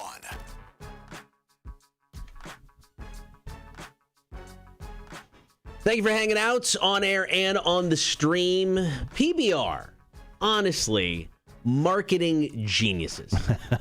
There's some. I mean, they've taken what was just an old school dad beer and then just kind of reinvented their image. I mean, it became a hipster thing. Yeah. But now, I mean, PBR is just back. I mean, it's a beer people drink. PBR is for the regular man, and if there's one dude who's just very regular, it's me. Hey. And I am that guy. I drink PBR like no other. I went through a 30 pack in my house over the last week and a half. You have given 2 5 out of 5 reviews on the beer scale of supremacy. Mm-hmm. One of them was PBR. That's right. We're sitting in pinkies. It's the most American beer ever created. PBR is, I will die probably very soon. I will die, but PBR will live on forever. And what they did for this 4th of July is incredible, Kotter, because they have created a PBR case that has 1,776 beers. That's right. It's the 1776 pack. Now, they did the 99 pack, and you thought that's impressive. Mm-hmm. No. The 1776 pack is impressive. It's 148 12 packs or 10 and a half kegs of beer. Yeah. Now, unfortunately, or fortunately for your wallet, you can't just go to the store and buy the 1776 pack. They made it specifically and handed out to a specific people for partners of their. The beer chilling company, Igloo Coolers, skateboarding podcast, The 9 Club, a comedian, Ali, Makovsky. There you go. And the Michigan emo band, Hot Mulligan. Some real, bangers out there. A podcast, a comedian, an emo band, and then just an Igloo Coolers company. Why not? Sure. All 4 of these groups will have until Labor Day to finish the 1776 packs, and they're going to document their progress as they go. I wish we could have made this cut. Mm-hmm. I would love to have the 1776 pack right here in the studio and have until Labor Day to try to get through that. I mean, they have to move it by forklift. They wouldn't even be able to get it in the building. We'd have to break down the windows here in our studio to get them in. I love this idea. We should totally do that. A-Dub, we're doing it. And we'd have to move Jake Thompson out of our studio here. This is getting better and better as we go. I don't know, 1776 pack, I got to follow along because I'm kind of curious. One, I just want to see it. Right. And 2, I mean, you got until Labor Day. I mean, that's a couple months away. How do you get through that many beers? Oh, I'll find a way. I just drowned a 30 pack in like a week and a half. I could find a way. Fair point. All right, coming up next, talking some of the other shows coming to the area. Keep saying it, man. 2021, the best year of concerts in the Low Country and Coastal Empire in the past decade. We'll tell you who's coming to town next. Kotter and Marshall Show, Rock 1061. Hey, it's Kotter. Sean goes, the hipsters have ruined PBR up here. It's so overpriced. Wait a minute. How much is PBR up in Minnesota, Sean? Everywhere in Savannah, it's $3. Yeah, you got to get a 16-ounce can for $3, and you can go to the store and buy a 6-pack of 16-ounce cans for $5. Yeah. That's as cheap as it gets. PBR was my pandemic beer. It kept me alive and also murdered me. At least took a year off my life over the pandemic for sure. But PBR kept me going. I will hear no ill will about my PBR. You know what? If it costs $7 a can, it's worth it. So we obviously have been talking a lot about Victory North, all the shows they got coming up. They messaged me late last night. They told me about another show. They said they're going to announce it today. I think I'm just going to announce it on this break. Oh. What are they going to do? Rebel. What are they going to do? Rebel. Come after me. Come after me, filthy, nasty productions. Come at me. Marshall, have you tried the coffee PBR? Yes, I have. It's Yoo-hoo. It's straight up Yoo-hoo in a can. It is. I mean, it's delicious. It's good for about one. Yeah. And then I'm out. Yeah, you drink more than one, you get diabetes. That's kind of the rule. If you drink more than one PBR coffee at a time in a single sit down, you automatically get diabetes. It is good, though. It is absolutely delicious. It's not something, I think I bought it once or twice, and that was it. I'll tell you something to avoid from PBR, their whiskey. It's so bad. They have a straight up like corn mash whiskey that they don't age, so it's crystal clear. It looks like Sprite or water. It is the worst whiskey I've ever had in my life. It was so bad. I think there's a video somewhere during the pandemic. We tried that whiskey with a bunch of different mixers. Yeah. None of them were good. Charles says, in the 80s when I was in college, I'd buy PBR 12 packs. 12 packs for $5. Everybody thought I was nasty. Maybe I'm a trendsetter. Yeah, you are, buddy. Way ahead of your time. Yeah. $8 for a tall boy at a lot of bars downtown Minneapolis when I used to go into the cities. Jesus Christ, are you serious? That's highway robbery. $7 for a PBR? No, man. If PBR is like the Arizona tea. When you walk in, it's just got that 99 cents. It's just stamped on it. If I'm PBR, I'm pissed. I'm mad. He's like, no, you can't spend. No, not $7. Man, $7 for a PBR? I would throw up. Yeah. I'd be like, do you know who you're messing with? And I'd be talking about PBR. How much is just like if you go in and get like a craft beer? I mean, is it more or is it on the same level? At that point, it's got to be $16. That's what I'm asking, yeah. Jesus Christ, man. That's ridiculous. Yeah, it's a little pricey. All right, so liquor store's normal price. Okay. Yeah, okay. So they're just upcharging at a bar. Yeah, that sucks. All right, so we're going to go rogue here. We're going to announce this show. Dun, dun, dun. Yeah, I'm going to announce this show. Okay. I mean, they say it goes on sale tomorrow. They say, want to let you know this person is confirmed. Victory North, September 9th. I know you're slammed. Just wanted to keep you abreast. Love that word. Abreast. Yeah. Sherry Millie, $7 for a PBR. Isn't that a sin? A crime, at least? It should be. Agree. It absolutely should be, Sherry. Agreed. That's Minneapolis. Here, $3. Mm-hmm. Yeah, I love it because you go to any bar and you see all like the list and it's like, $7, $5, whatever, and then PBR is just $3. Love it. Mac just on the chat goes, abreast? Keeping you abreast of the issues, of the information. Sean says I was drinking the G13 IPA from Sweetwater, and they were like $4 a pint. They are really making bank on PBR then. Yeah, they must be. That's ridiculous. Yeah, I like Sweetwater, but they do that hash series of beers. Can't do it, man. It is so bad. I can't do it. They need to. If they explained why hash beers are good, maybe I would like them. But I honestly can't pick up a hash beer. I don't. Yeah, I mean, was it New Belgium that had Hemperor? Yeah. Oh, Hemperor was bad too. We went over to Ben's to try that. They had it on tap. It stunk. The whole place just smelled like a dispensary. Yeah. I mean, it was, and the beer itself, nah, couldn't do it. Yeah. Very much so, Mac. Thank you. Yeah, so let's announce a show here. Honestly, you know what? Look at me. I don't give a shit. Let's just do it. Let's just do it. I think we're okay. I think we're all right. You know what? I'll FaceTime my dude Preston from Filthy Nasty Productions while I do it on the air. I'll just put him on mute so I can't hear him. And he's just like, no. Hold on, let me see if there's been a follow up to this email. Nope. He sent it to me. He sent it to me yesterday. It was at 4:02 p.m. Okay. Nah, screw it. We're doing it. Let's do it. Let's do it, right? Let's do it. Let's make a show announcement. Let's do it. All right. 2 minutes. I mean, yeah, Victory North is killing it, man. They've got so many shows coming up.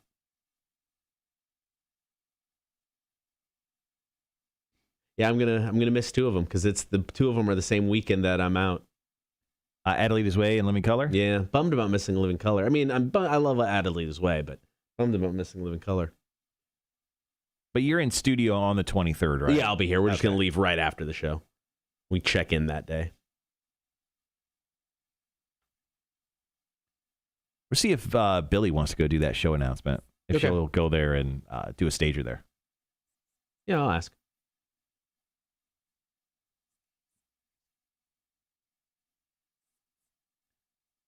Oh, when it comes, Andrew, sorry, are you talking in regards to the Trustees Gardens for our show on Saturday? Or Victory North? Or Victory North. Victory North, the plan is you always get there a little early and just park close to Two Tides, go have beers, and then just walk down. That's what I always do. Well, technically, the answer is the same for both places. There's tons of street parking available. So find a place on the street, obviously pay for parking through the Savannah parking app, or just park at a garage. The garages are just a few blocks down. Uber in, also nice and easy. Yeah, Victory North. Yeah, Victory North is easy. There's tons of neighborhoods right there. Yeah. You just park street side. Yeah. Like I said, I usually get there an hour or so early, park close to Two Tides, walk up, have a couple beers, walk down to the venue. All right, guys, got about 30 seconds. Going to run down all these shows. Marshall will be making an announcement on a show. Yeah. He agrees. We'll probably announce tomorrow, on sale Friday. Close enough. We're probably announce tomorrow. He's announced so many shows without even telling me. I'm going rogue. It's our guys, I'm going rogue. It's our turn. All right, guys, be right back.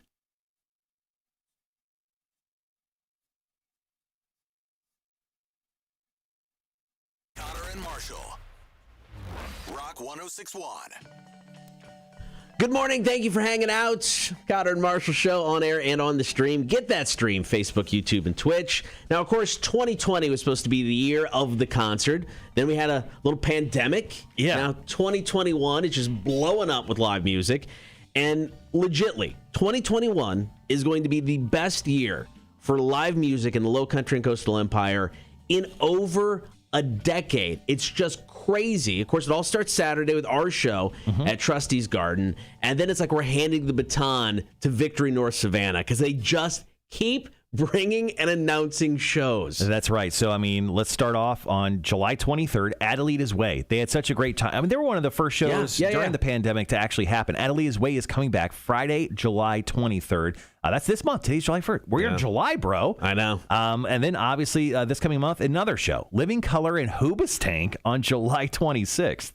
We've got Pop Evil on July 23rd. POD, From Ashes to New, and others on September 22nd. I'm sorry, Pop Evil's August 23rd. Candlebox coming to town September 28th. It has been years since I've seen that band. They are fantastic live. And then we got Fozzy, fingers crossed. That's going to happen October 8th at Victory North Savannah. It's just stupid, the amount of bands rolling through town. Yeah, once again, all these shows are at Victory North Savannah. You can get more details, victorynorthsavannah.com. You can also buy your tickets there. Amigo the Devil, another artist, smaller but on the radar. He's going to be a part of Welcome to Rockville this year. Now, there's tons of shows obviously coming as well, but I want to make a special announcement, Kotter. Okay. So I got an email last night from my dude, Preston. Right. He works for Filthy Nasty Productions. He's the guy that's bringing all these shows to town. Right. And in this email, he goes, the market is very popular right now. He's talking about the city of Savannah. So, guys, no big deal. We're popular. All right. And because of that popularity, I'm going to make an announcement, although I officially was told it's probably going to happen today. I'm just going to do it. Are we ready? I'm ready. Do it. Do it. Want to do a drum roll or something? Ladies and gentlemen, coming up on September 9th at Victory North, courtesy of Filthy, wait for it, Filthy Nasty Productions. Former lead singer of Bad Wolves, Tommy Vext, will be coming to our fine city to join us for a show. They just keep adding shows, man. Just when you thought, like, all right, they're gonna eventually tap out. They're like, no, we're just gonna keep bringing it. The market's hot, bro. And you know what? We're a big deal. You know what? Oh, did we bring the hotness? I think we did. Connect Savannah award winners, guys. Yeah, we got an award. It's right behind Cotter's head. If you're watching the live stream, no big deal. Anyway, Tommy Vext, formerly of Bad Wolves, will be coming in for a solo show. Show is going to go on sale tomorrow. Get more details as soon as I have them officially. And we'll put them up on all of our social media, hopefully later today. But add that to this whole list of shows, guys. We have some of the best shows we've ever had coming through the city, let alone Welcome to Rockville. Green Day's coming up with the Hella Mega Tour here in just a few weeks in Atlanta. We have tickets for that. We have tons of stuff coming in. Yeah, it's going to be great. All right, coming up after 8 o'clock. Being human beings, we don't like to admit we don't know things. So we got a list of things that we pretend to know about so we don't come across it as stupid. We got that list coming up top of the 8 o'clock hour. Kotter and Marshall Show, Rock 1061.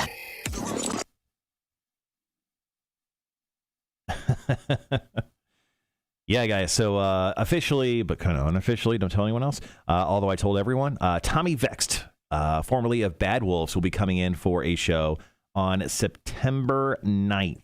which is once again going to be happening at Victory North. That's a Thursday night. Yeah, that's solid.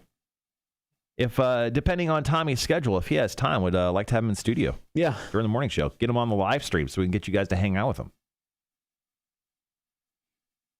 All right, so curious, because we got this poll of things people pretend to know when they're, talking to people so they don't come across like they're idiots or something. Mm-hmm. Have you ever had a conversation about something that you pretended to know about? If so, hit us up on the chat or send it in via the text, 800-394-1061.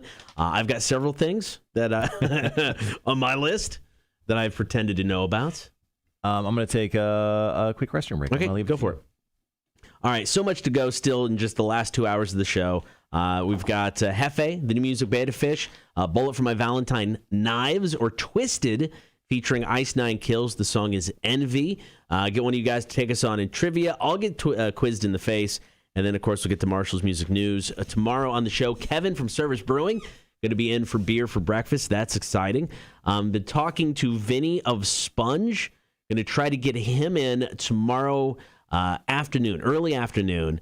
They have something called the Beer Sessions. They have an album. The last album they released was called The Beer Sessions. And each song, they would reveal each song with a different brewery and a different beer. So pretty cool stuff. So if Vinny comes in, we're going to see if we can do some beer reviews of local beers from Savannah. So hopefully get that done. We'll have that confirmed later on. And then, of course, this weekend is the big show. Hopefully everybody's going to come out and just kind of hang out, have some fun. We'll get the Horde group photo. It's going to be so much fun, man. Just great to see everybody. Great to hang out. Great to have some live music. So an exciting weekend as we head into the 4th of July. Oh, and don't forget, Billy talked to Wes Scantlin last night, and she's going to play some of that back today during the Badass Rock Show. So Billy talking to Wes Scantlin on her show coming up later on this afternoon. Coming up next, got some Foo Fighters and Everlong. And then after 8, things we pretend to know. I've got several on my list where I've had conversations of topics that I pretty much do nothing about, and I tried to fake my way through it. Sometimes it went better than others. That Adelita's Way show, Lilac, is actually going to open up for them as well. So they're going to be part of that show. Yeah, Andrew, I'm so happy. It's like when I first got here, it's like we had some shows. I got here right after Monkey Business. I don't know if any of you guys remember Monkey Business in Bluffton. They would do a lot of great shows. So I got here right after that place closed down. And then we had the Shoreline Ballroom for a minute, and that was great. We brought in some shows there like Mudvayne, Shinedown. First time we saw Adelita's Way was at the Shoreline. And then after like a week apart, you had Snoop Dogg and ICP both play the Shoreline. And after that, they shut it down. No more live shows, no more non-family friendly events. So after that, it was just like this barren wasteland of live shows. Stage on Bay came through. They did a couple. We had only 2 what I would call major concerts at the Civic Center in the 12 years I've been here. And the biggest question I always got was, when are concerts coming? When are concerts coming? And I never had an answer. Well, now we do. We just had to wait 12 years. All right, Wanda, good luck. Love to you and the family. Hope therapy goes well. Keep us posted. We'll be thinking about you. Have a good day.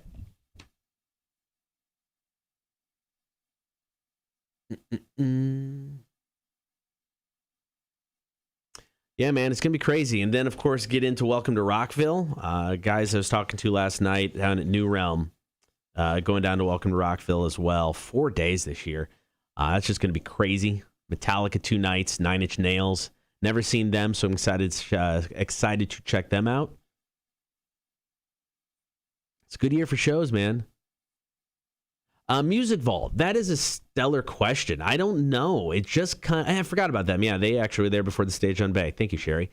They just kind of fizzled out. I mean, they tried to do some stuff.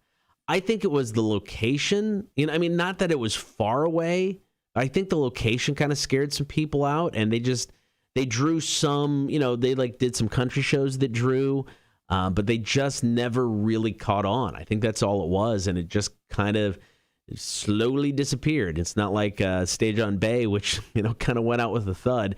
Music Vault just kind of quietly went away. But I 100% hands down, Victory North, out of the three venues, them, Music Vault, and Stage on Bay, Victory North has gotten it right with the venue, the way it looks, the sound at the venue's awesome. The bands they're bringing in, I mean, they're doing multi-genre. It's not just rock. They're doing a little bit of everything. So, I mean, that's awesome. I think those guys have gotten it right, and I really love it. Dude, nothing more at Victory North. That would be effing amazing. Good call. Yeah, dude, they're great live. Great live. Oh, I'd love to see them at Victory North. I don't know, maybe. I haven't heard from those guys in a while. Not sure what they're up to. Maybe working on some new music. Hopefully working on some new music. They were one of those bands that, it's like they played Rockville, and you could go, they played early in the day, and you can go watch them. There's people there, but it wasn't like it was stupid crazy. And then the next year, they were like a surprise announcement after that first album hit, and they just blew up, and then you couldn't get, within 100 feet of the stage because it was just crazy. They are working on new stuff. Oh, that's awesome. Good. Yeah, I love that band. Super cool guys, too. I'd love to see them. I'd love to have them back in Savannah.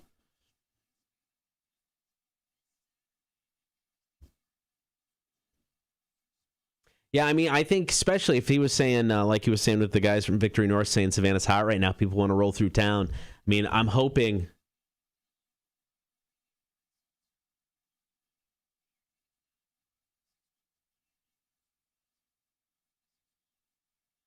I'm hoping we can get some more in.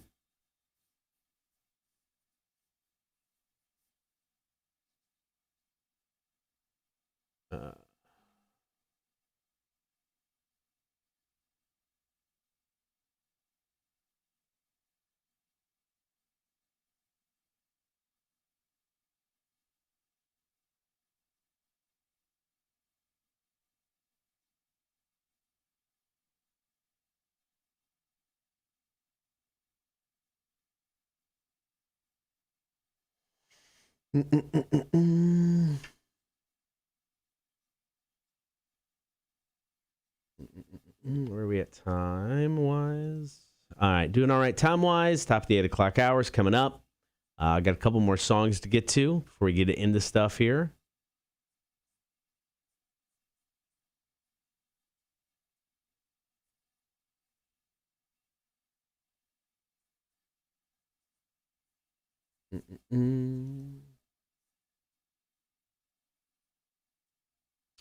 Once again, thanks to Lilac for stopping by yesterday. Cool guys. Can't wait to check them out. Like we said, they're going to also open up for Adelita's Way. That show is going to be at Victory North Savannah later on this month. 2 shows this month, almost kind of like the same weekend. Adelita's Way on the 23rd, and then Living Color in Hoobastank, I think it's the 26th. Just talked about that. So good stuff. Good stuff.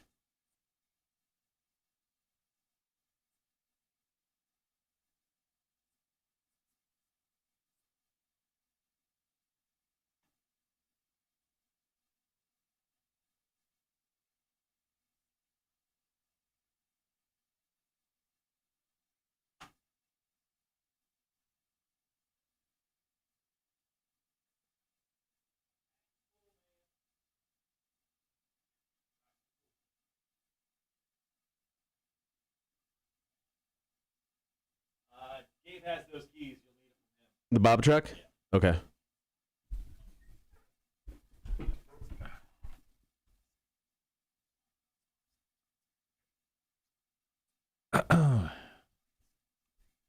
All right. Sorry, got caught up there. Apologize.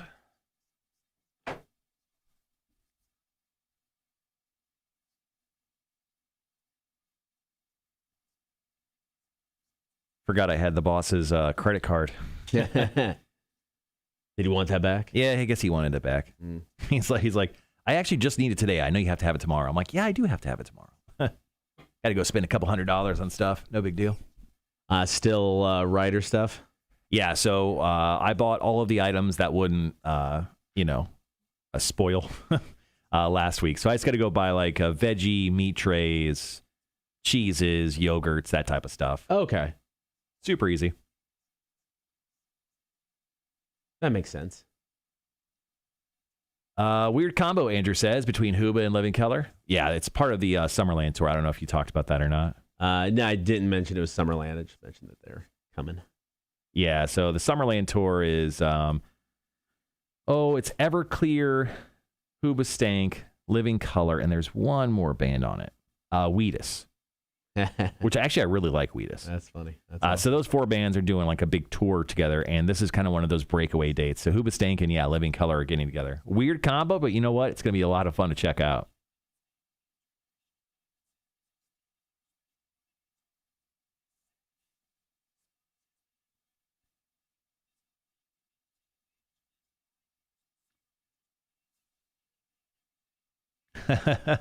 Did you talk about the Music Vault on here? Yeah, somebody asked about what happened. So I drove by it the other day. Did I tell you this? No. So it looks like a haunted house, a true haunted house. There's nothing like Yeah. they used to have like signage and stuff. All of it's gone. There's like vines growing over the building now. And they've actually built where to the right-hand side where they had a very large empty field that they used for parking out there. Right. There's like a big building out there now. That's Interesting. Yeah, that's kind of like, I don't know. I don't know what's going on right there. Okay. But technically the Music Vault building is for sale. So if you do want to buy the old Music Vault venue, you could purchase it. I'm good, thanks. Yeah. Yeah, nature has taken the Music Vault back.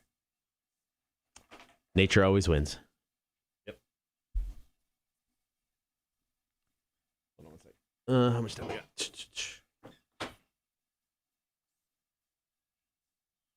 Sorry, guys. A bunch of moving parts today in the studio with everything. Turning it into a skate park would be kind of cool. I mean, there is a lot of space in there. Be interesting for sure. Yeah, but Victory North, and more specifically, it's the guys at Filthy Nasty Productions, company based out of kind of the Atlanta-ish area. I mean, they're the guys bringing all the shows in. I mean, Victory North has just been this incredible venue to them.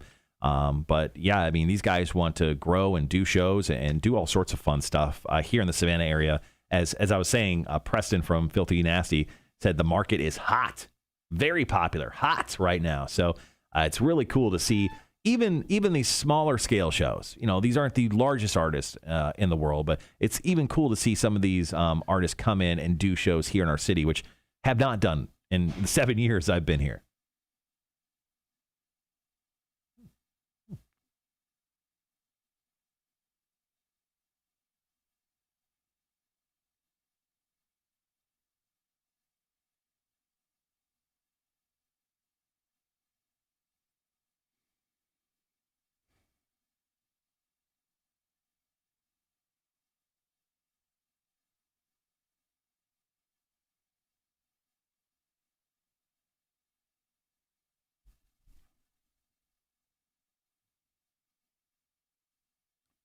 So after the show today, I got to do more 20th anniversary show work. Hopefully, only going to be working till like 1 o'clock today. 2 o'clock max. That's the goal. 2 o'clock max. And then not have to pull a full 12-hour day like I did yesterday. But I know Friday is going to be a good old 12-hour day at least. And then Saturday is going to be even more. Yeah, Saturday will be a monster. I'm fine with Saturday. I'm emotionally ready for the monster that is Saturday. Yeah. It's just the days leading up. It's trying to keep your energy level up, but also, trying to make sure you get enough sleep and doing the right thing so you don't die leading into our big event. Yeah.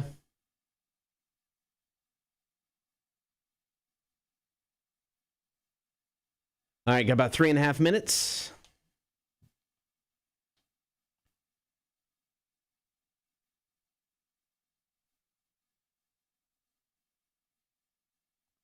So we're going into things people pretend to know. I named the episode after today's episode after it today.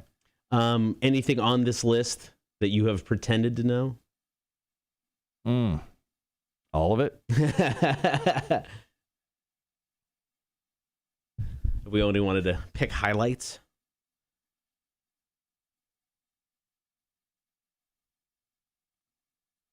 I would say number 6. Probably pretended to know more than that. I would say number 3.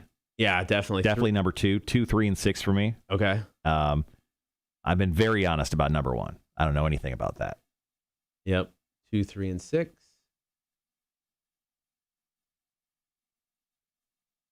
We can throw 5 in just because for obvious reasons.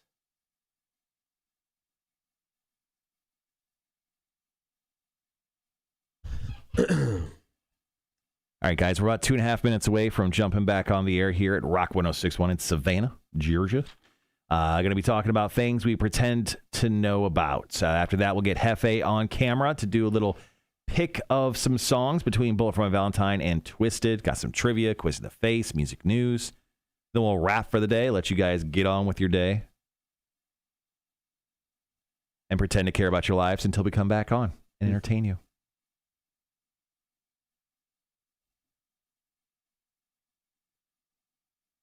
Oh, also, in between breaks here, if you have any questions for the Magic 8 Ball leading into the weekend, it could be questions about the show. It could be questions about your life. It could be questions about whether you should Vic yourself today. Just ask the 8 Ball. Hashtag ask the 8 Ball. Drop your questions into the comments, and I will ask the 8 Ball when we have a moment. All right, got about a minute and a half.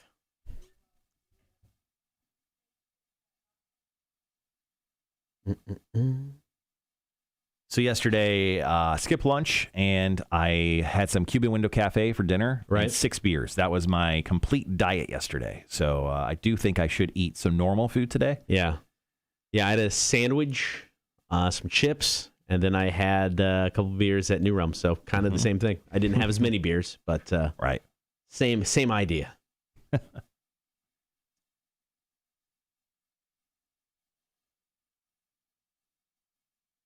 And also, I have an issue with our boss. I don't know what's wrong with him, but he doesn't understand what Google Drives are. A-Dub, talking about A-Dub here.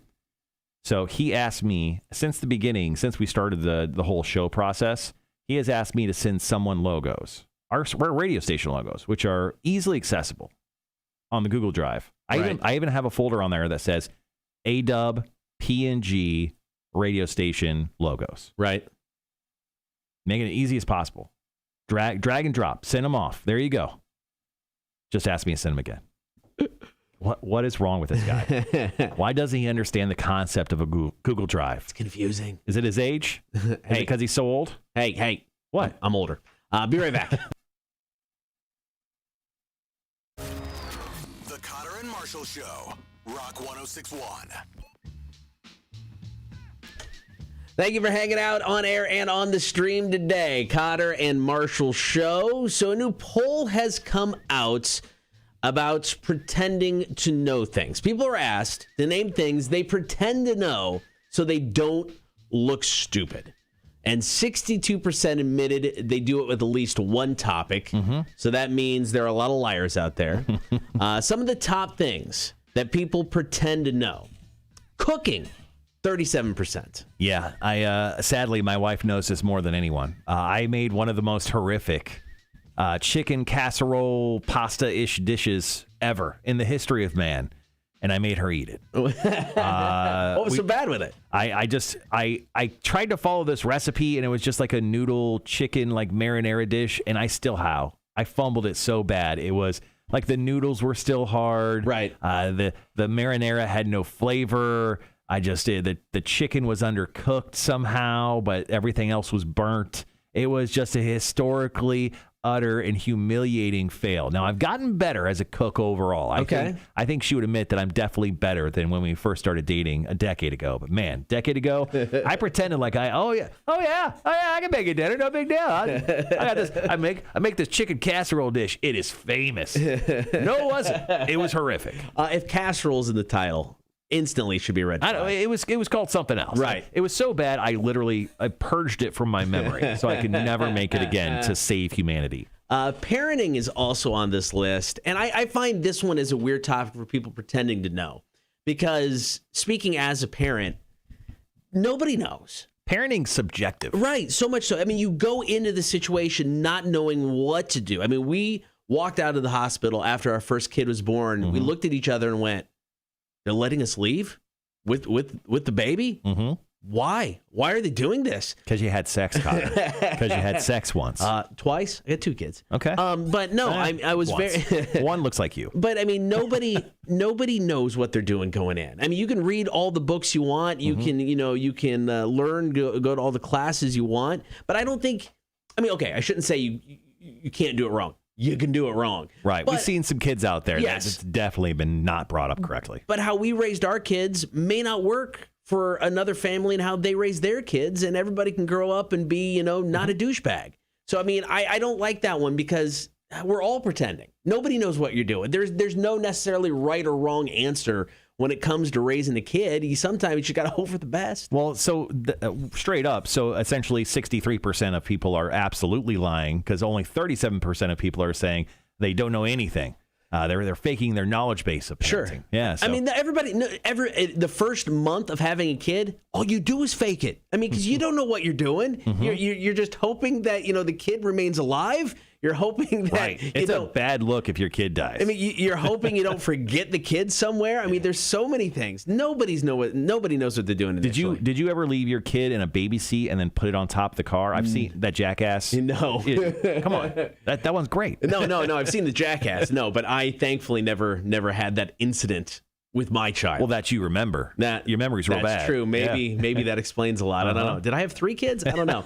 All right, so coming up next, we're going to continue this list. It is a poll of things that people are asked. What did they to pretend to know so they don't look stupid? I got a couple more to this, and I got some that I'm going to add that didn't make the cut. So that's coming up after Evanescence. Here's Better Without You. Kotter and Marshall Show, Rock 106.1.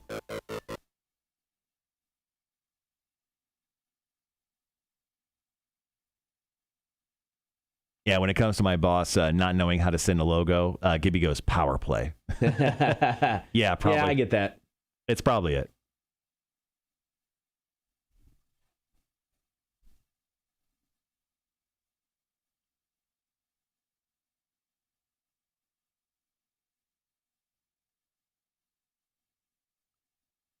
Okay.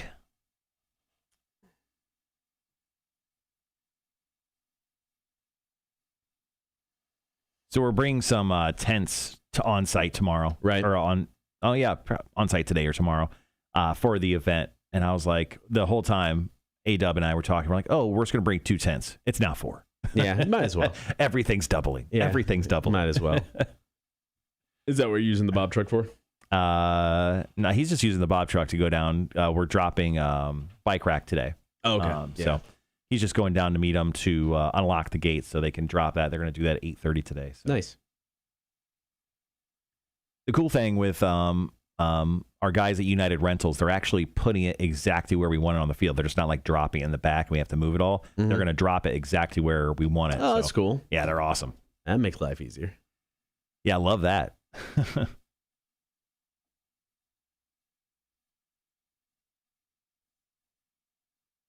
All right, guys, if you have any questions for the Magic 8 Ball today, yes or no-ish type style questions, feel free to drop your questions in the chat on the live stream today using hashtag #AskThe8Ball. Go ahead and drop that in. Member of the Horde, Rudy, he doesn't get to chime in too much. He messaged me yesterday. He's a trucker. He lives up in Virginia, but he's been in the Savannah area for the past week and a half. Yeah. He's working out of one of the trucking centers here. I think he delivers Family Dollar. Mm-hmm. He was just told he's going back. He thought he was going to be here through the weekend. He's going back to Virginia as of today. Oh, that sucks. So he's going to miss the show. He was really bummed. He was hoping to get to come hang out at the show. But sadly, Rudy, part-time member of the Horde. He only shows up every once in a while. He's unfortunately not going to make the show on Saturday. He's got to go back home to his family, which I know he hates. And I was just talking. I was hanging out with him the other day, and we haven't seen Rudy in a while. He moved to Virginia a couple of years ago, and he took this trucking job, and he's making great money. Yeah. Really happy for him. And he's always had a litter of kids. He has 4 or 5 kids. And I was talking to him. He goes, yeah, the wife's pregnant again. I'm like, oh, my God. I'm like, how many kids is this? 7. 7 children, Kotter. I can't imagine. No. 7 children. No. This man has 7 children underneath him. I mean, I'm jealous that he's had sex at least 7 times, but no. 7 Chicago Bears fans. Those 7 people are going to be tortured for the rest of their lives. Plus, he's a White Sox fan, too. They are doing good, though, right now. Gibby, ask a question. Hashtag ask the 8 ball. Will my wife be attending the show with me? This doesn't sound positive. Sound like she was coming to the show with you earlier this week. Let's see. Very doubtful, Gibby. Ooh, I don't like that. All right, be right back, guys.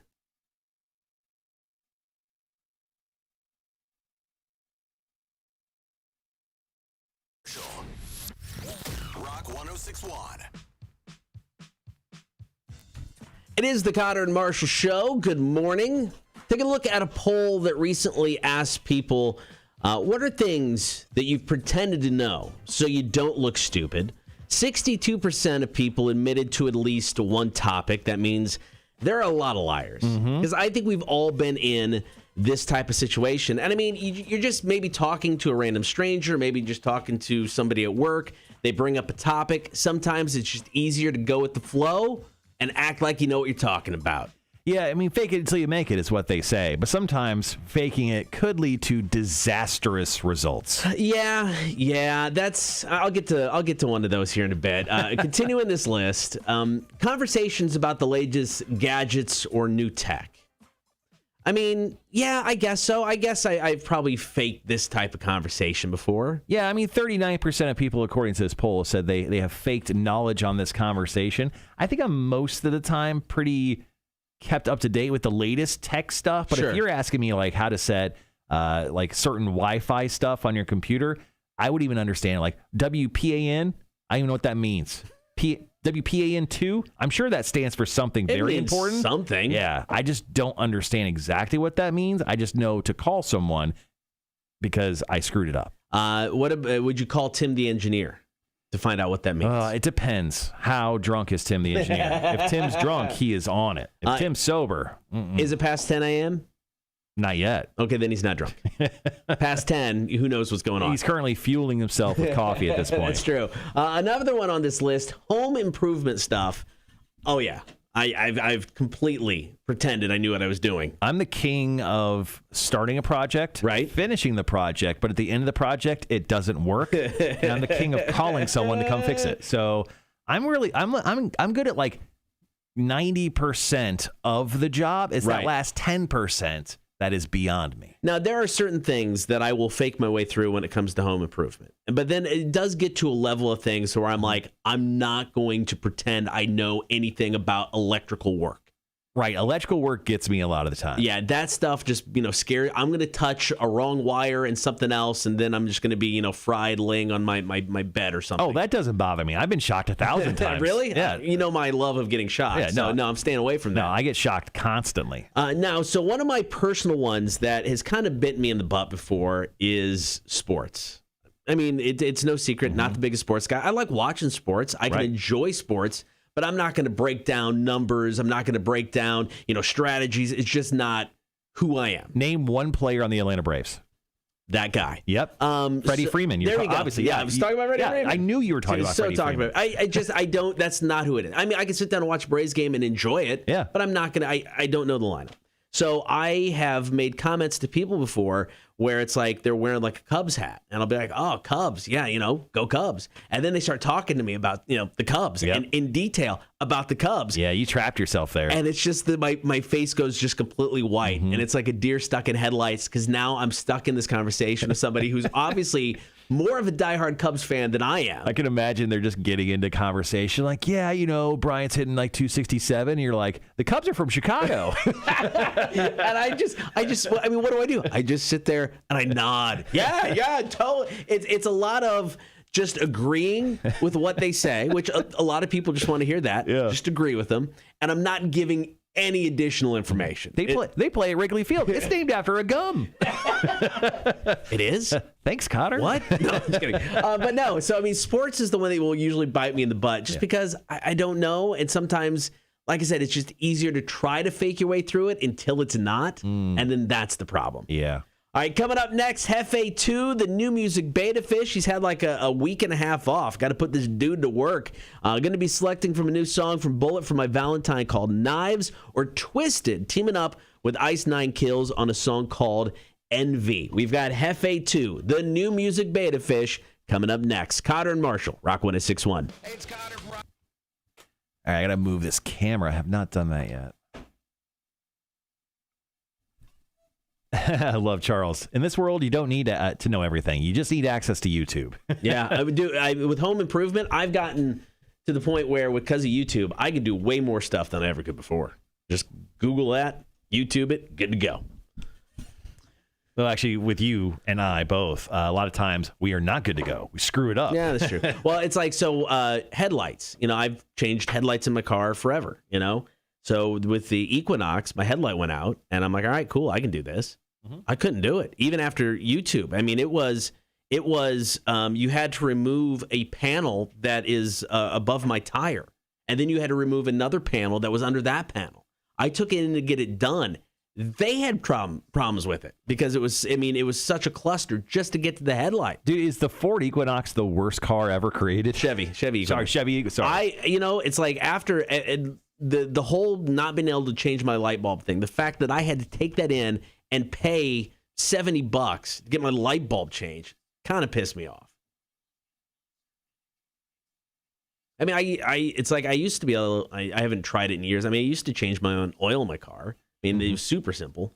I don't think that's as easy anymore now. Now, speaking of, I got to change my oil before I go on a road trip for, like 20 hours. All right, Hefe's all set up. He's good to go. He's just chilling in the back by the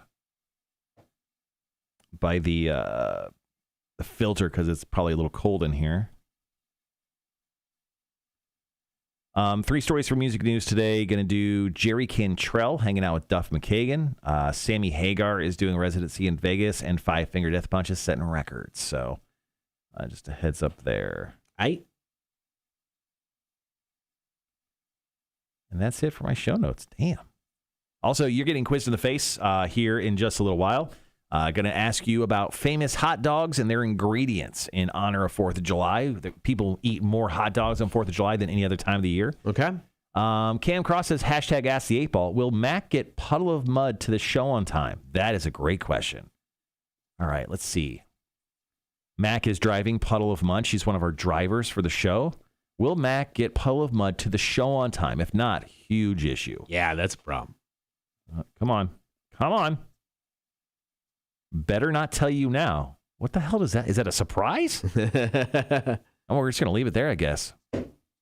It'll be a surprise for all of us. Yeah, we are letting Mac drive the band to the show. I wouldn't say Mac is super knowledgeable of the streets of Savannah. She only just moved here in January. So she's only been here for 6-ish months. So I hope she's studying up. I mean, that's what your phone is for. Well, I mean, she just literally saw the band members for the first time. We had her look That's true. and see what the band members looked like just yesterday. So, it could be bad. But they're not staying too far away from the venue. I mean, everyone's kind of in the downtown area. So hopefully they don't get lost. Yeah, that would be a plus. Mm-hmm. All right, I'll be right back. Okay.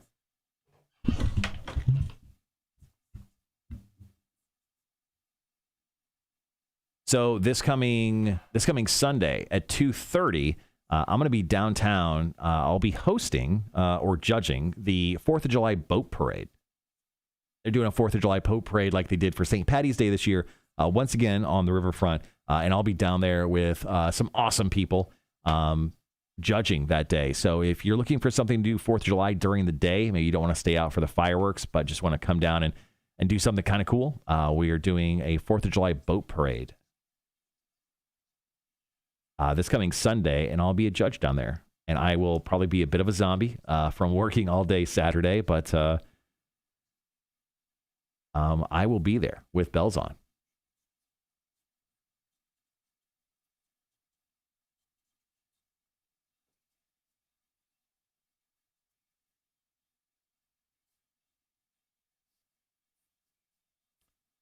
So it's called the Freedom Floats Savannah July 4th Boat Parade. It's from 3 to 5:30 down on the waterfront. I get there at 2:30. Because I'm a big deal. Got to show up early, I guess.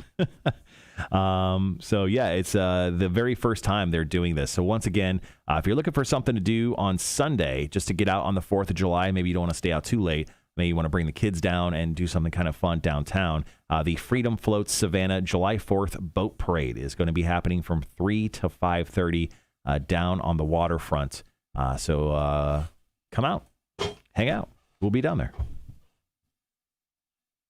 There'll be 40 vessels. That's right, Kotter. 40 vessels. 40 vessels. I'll be one of the judges. I think Erica from Connect Savannah is also going to be one of the judges. Close personal friend Julie from the Waterfront Association will also be one of the judges. Nice. So I get to hang with the ladies on Sunday. So be very cool. So if you're looking to get out of the house and do something with the family, or if you just want to get out of the house and just, drink a beer at the warehouse and stare out and look at stuff on the water, which is one of my favorite things to do, the Freedom Floats Boat Parade is happening. That'd be awesome.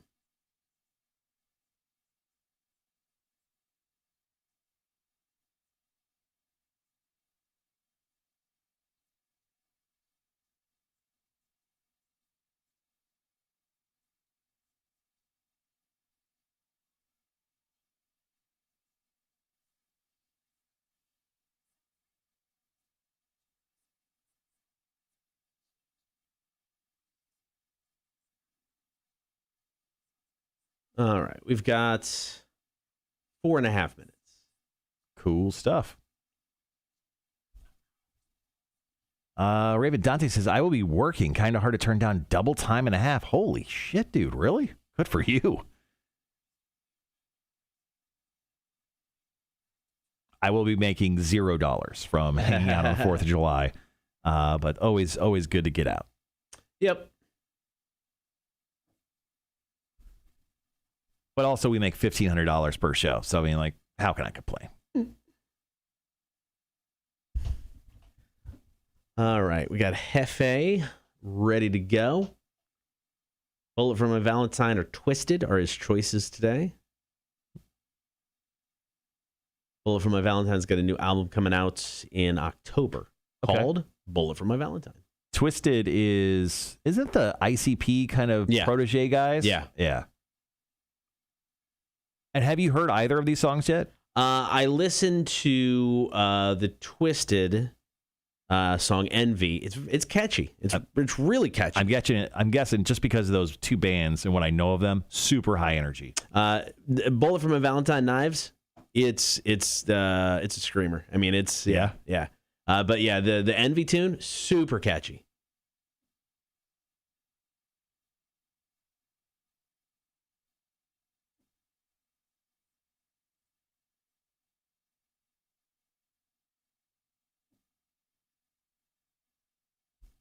I haven't seen Wet and Moist today. Or no, Wayne and Girth. I haven't seen Wayne and Girth today. I think I see one of them in the Tiki guy's mouth. But Wayne and Girth, our two snails, are in there making sure that Hefe's tank is clean. Water is a bit cloudier than normal. I got to make sure I switch that out today while I'm hanging around.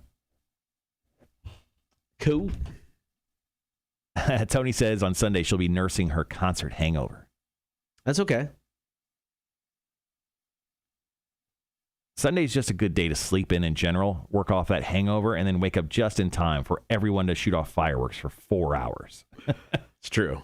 Probably longer, depending on where you live. Yeah, I think just about every 4th of July, I have fireworks going off at least till 1 o'clock in the morning in my neighborhood. Okay. Yeah, we didn't. There was nothing really yesterday. We heard we had some going off already over the weekend. Mm-hmm. I didn't hear any. I haven't heard any throughout the week yet so far. Yeah, usually I go out and buy like $200 worth of fireworks, but because we're doing the concert this year, and then the next day I'm doing this boat parade thing, I am not doing any fireworks this year. Kind of a bummer. Sunday night, I think I'm just going to sit back and hang out at the house.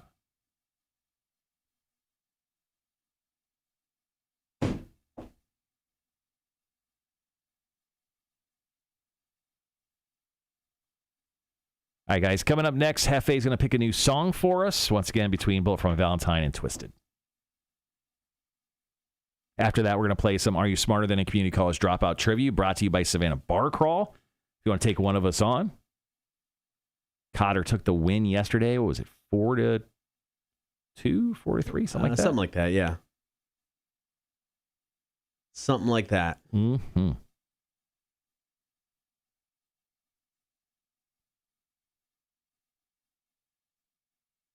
Let's see. All right, cool. Yeah. What else is coming up tomorrow? We got Fire Away Friday tomorrow. Fire Away Friday. Kevin Ryan from Service Brewing Company is going to be in studio. Yeah. And then just our regular standards of About Last Night. We'll do Marshall's Music News to wrap the show up. We'll have our call-in segments. That's it as of right now. Yeah. Probably talk about all the concerts that are coming after ours. Obviously going to talk about our concert. You ever heard of it? All right, we got about 20 seconds. And this coming weekend, are we doing a station anniversary weekend? Yeah, we're going to 2012, right? Yep, we're going to extend it into Monday since it's a 3-day weekend. Mm-hmm. All right, guys, be right back.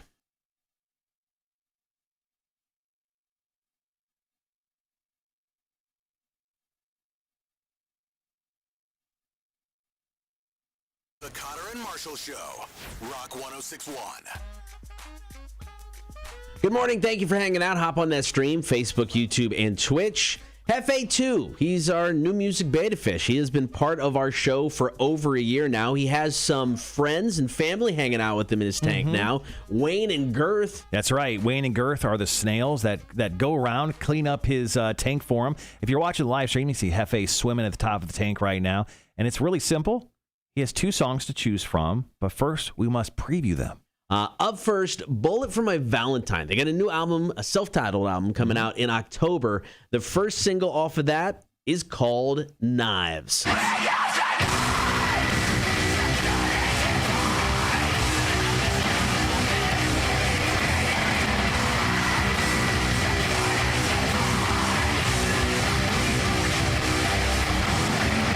Told you, it's a screamer. All right, Bullet for My Valentine. Coming at you hot. Choice number 2 is Twisted, featuring Ice 9 Kills.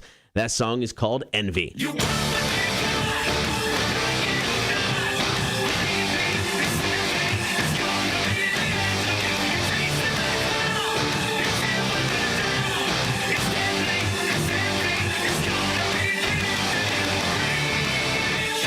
Tell you, man, just catchy. I was not expecting that at all between Twisted and Ice 9 Kills. That is way too poppy. Did the combination of those bands turn into 3 Days Grace? I'm not for sure.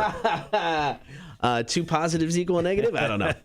All right, so Bullet for My Valentine will be represented on the left-hand side of the tank. Once again, if you're watching the live stream, that's where SpongeBob's Pineapple House is. On the right-hand side of the tank, which is where the Tiki guy is, that'll be represented by Twisted and Ice 9 Kills. So Hefe, who went back to his sleeping spot. Come on, Hefe. Now you've had like week and a half off. All right. Time to do your job. Okay, Hefe, obviously starting right in the middle, immediately kind of looking towards Twisted. Now back to Bullet for My Valentine, and he's kind of hanging.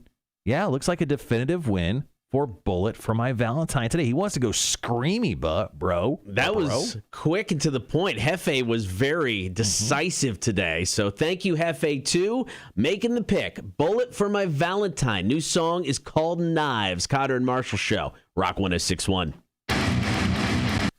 There you go, Hefe. I mean, that was quick work, man. Yeah, it was. He wasn't messing around.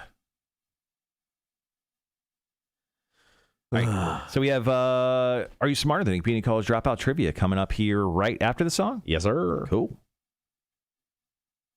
I got a good set of questions. I've got maybe one of the easier games. There's 3 multiple choice questions 1, 3, and 7. Okay. So, I think it's maybe an easier game, possibly.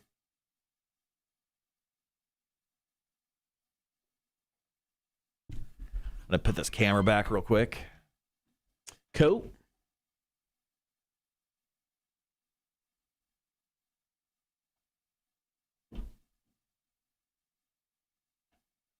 Right. Let's see.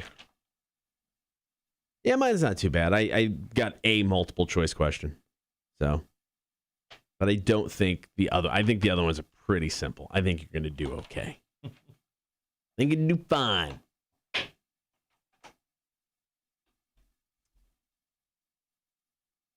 Yeah, so I didn't listen to this whole song, but I did listen to part of it this morning, and I'm like, all right, I get what they're doing. I dig this.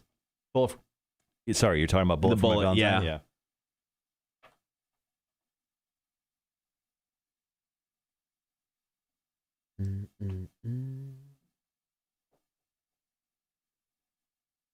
One of these days, they'll maybe buy us another camera for the show. We'll get there. Maybe one of these days, they'll stop using my personal camera, and I can have it back for my house. A boy could dream. Your OnlyFans really struggling without the camera? Yeah, it's been a tough go these last few months.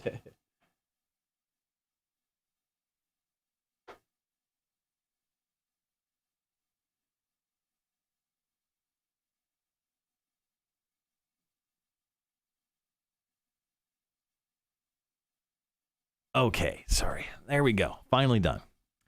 Will y'all be providing name tags for the horde? No, probably not. You're on your own. Probably not. You're just gonna have to learn some faces while you're there. And I suck at that, so it's gonna be really rough for me.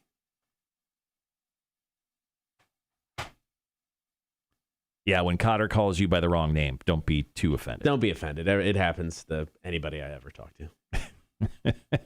Even me. And no joke. It takes me months to learn people who come to work here before I remember what their name is. Yeah, also a streaming computer. Yes, Gibby, thank you for even bringing that up. I totally forgot about that. At this point, I'm just like, whatever.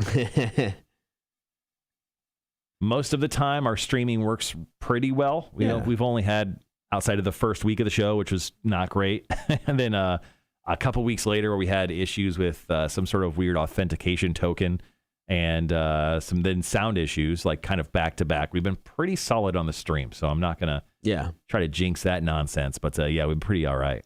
We can keep this break pretty short. Okay, call up, win some Savannah Bar Crawl passes. Yeah, we're already over. Mm-hmm. On to the show shirt, man. Yeah, absolutely. Show shirts, I think we should be able to get those done. I'll go ahead and give a hypothetical late August. Oh, that's cool. All right, guys, be right back.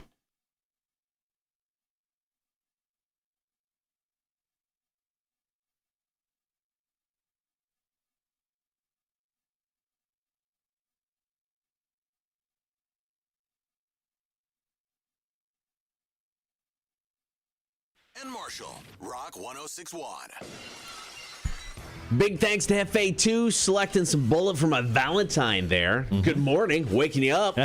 Tune called Knives. Right now, are you smarter than a community college dropout? Brought to you by the Savannah Bar Crawl. Let's find out. Who do you want to take on?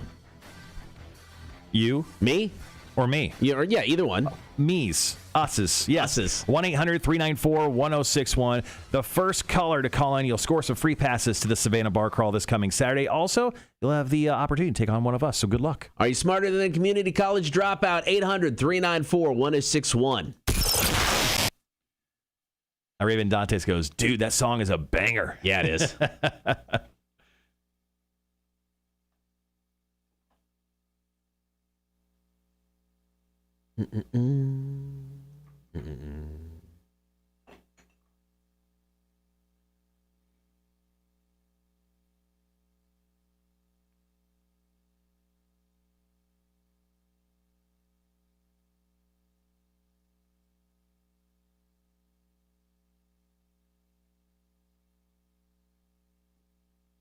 All right.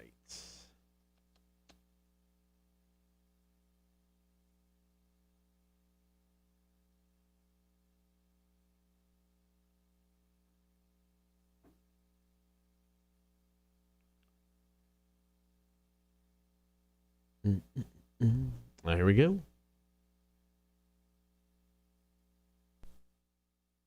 Rock 1061, who's this? Oh, this is Shane. How you doing? Good, man. How are you? You want to play some trivia?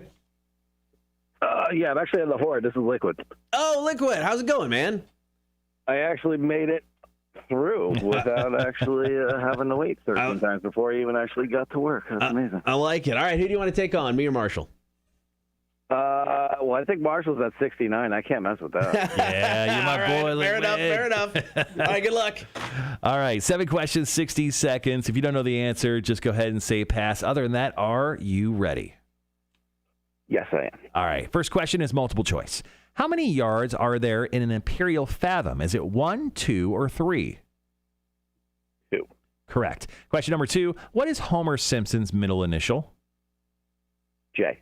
Correct. Question number 3, which was the first ocean to be crossed by ship and by plane? Is it the Atlantic or the Pacific? Atlantic. Correct. Question number 4, what was the first name of Sherlock Holmes's assistant, Dr. Watson? Pass. Question number 5, what character does Will Ferrell play in the movie Anchorman? Pass. Question number 6, what model was married to musician Dave Navarro? No idea. Question number 7, multiple choice. Which country has the longest coastline? Is it Canada or Russia? Russia. That is incorrect. Going back to your first pass question, question number 4, what was the first name of Sherlock Holmes' assistant, Dr. Watson?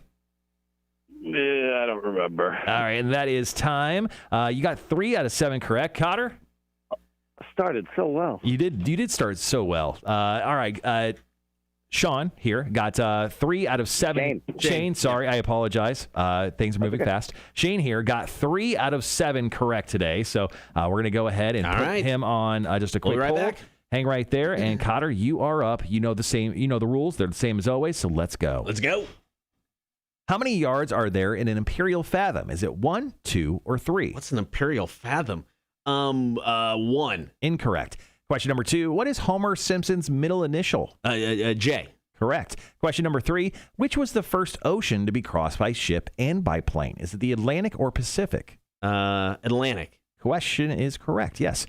Question number 4, what was the first name of Sherlock Holmes' assistant, Dr. Watson? Oh, it's not Doc? Henry? Incorrect.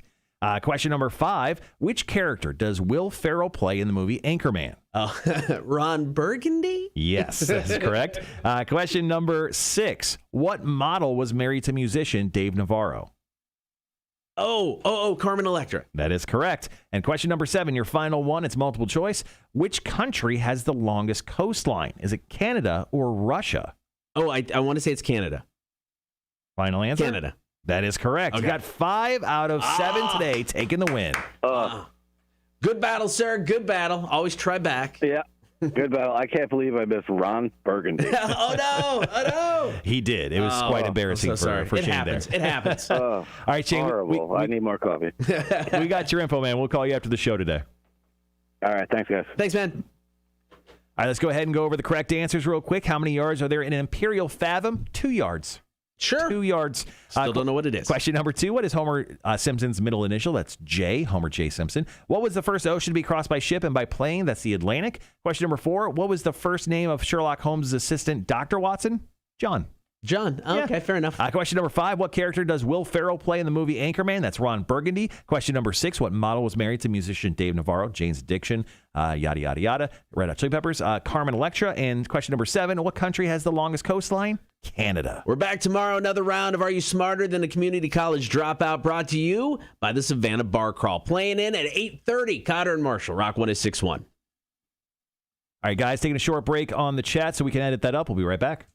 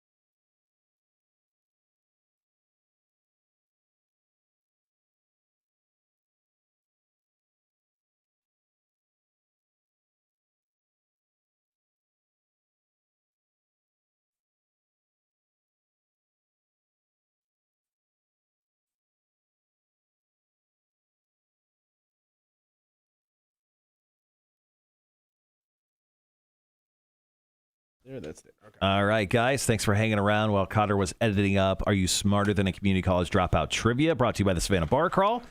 Once again, thanks to those guys for sponsoring the bit. We do appreciate it. Yeah, Shane takes the loss today. He's very upset about that Ron Burgundy thing.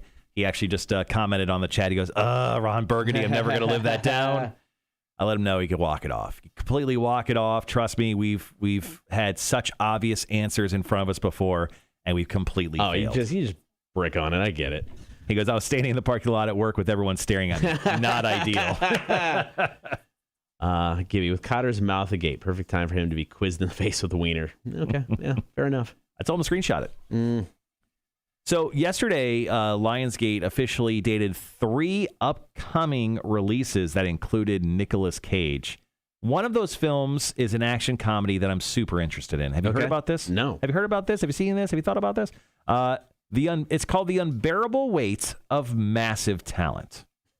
Is it a documentary about Nicolas Cage? Nicolas Cage plays himself. I love this. So Cage must accept a $1 million offer to attend the birthday of a dangerous superfan played by Pedro Pascal, which is the Mandalorian. Mandalorian, yeah. He's playing Joel in the upcoming... he's everywhere. Yeah, he's everywhere. Anyway, so he goes, according to the description of the film, things take a wildly unexpected turn when Cage is recruited by a CIA operative played by Tiffany Haddish and forced to live up to his own legend, channeling his most iconic and beloved on-screen characters in order to save himself and his loved ones. The film is directed by Tom Gormican, with Gormican and Kevin Eaton having written the film. Once again, this is called The Unbearable Weight of Massive Talent. And this is targeting a April 22nd, 2022 release. So we're going to have some tribute to some of his past roles, I hope. I hope they're legit past roles. Yes, that's what it sounds like. This film I'm in. Sounds incredible. I'm in, 100% in. 1,000%. Wow.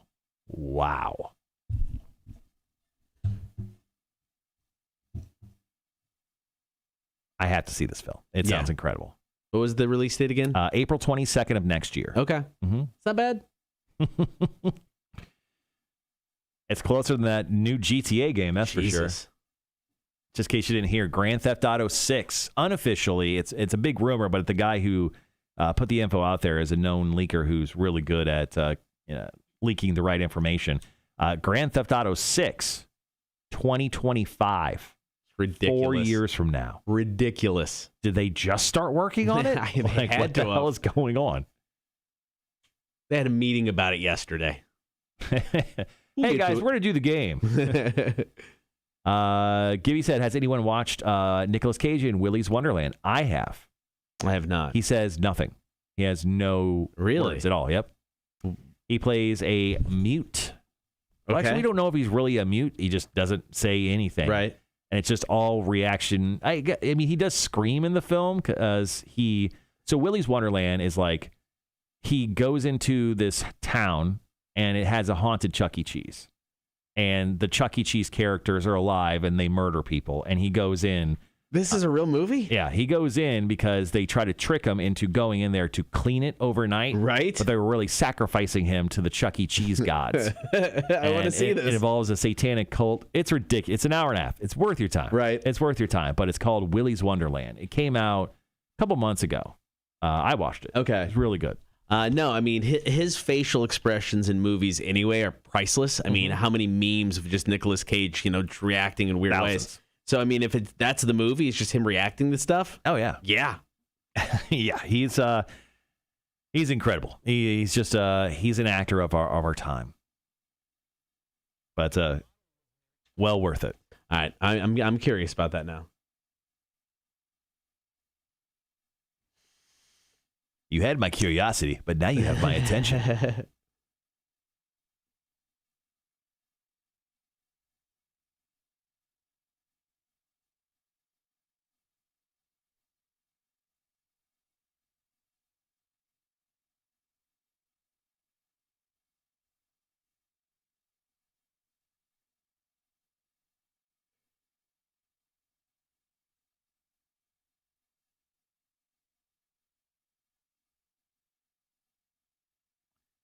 So coming up here, we're currently playing back the audio that you guys heard here first on the stream when it comes to Are You Smarter Than a Community College Dropout Trivia.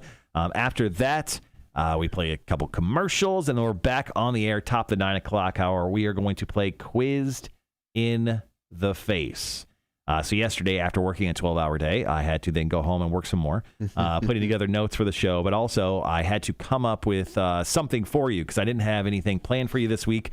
Usually, I just let it come to me. I look at what's happening in the world, and I kind of base it on that. Right. Sometimes I just come up with really stupid shit. But yesterday, I was like, you know what?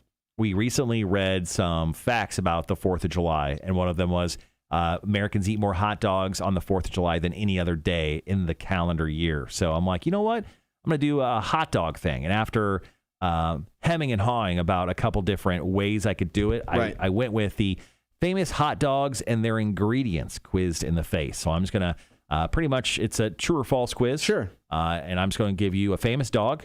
They're dogs that you may have heard of, maybe not. And I'm going to throw out an ingredient on that dog.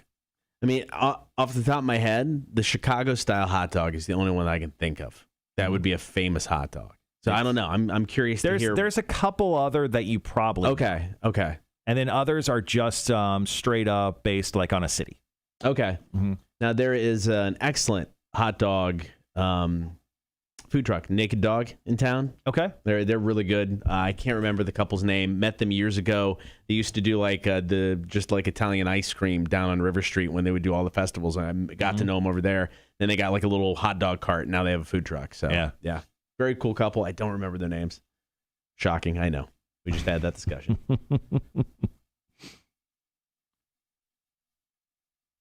So with each hot dog, I will actually explain what's on the hot dog too, because not all of them are crazy well known. Sure.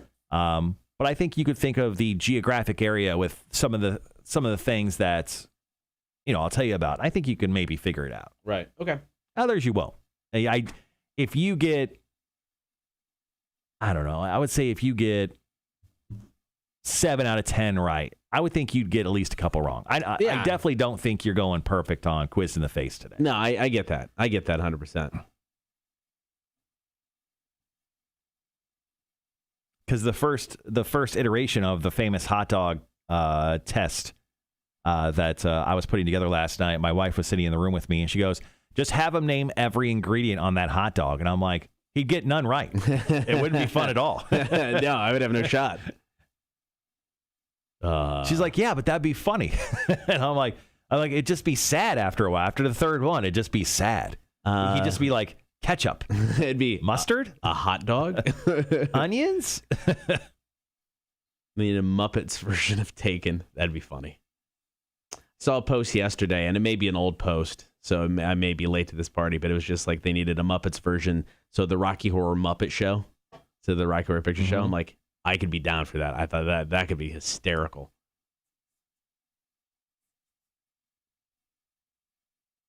So I saw yesterday that The Simpsons are having a Marvel 1 hour special that is going to be just on Disney Plus, I think is what I saw. Okay.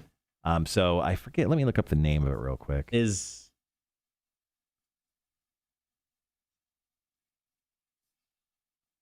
What's the premise?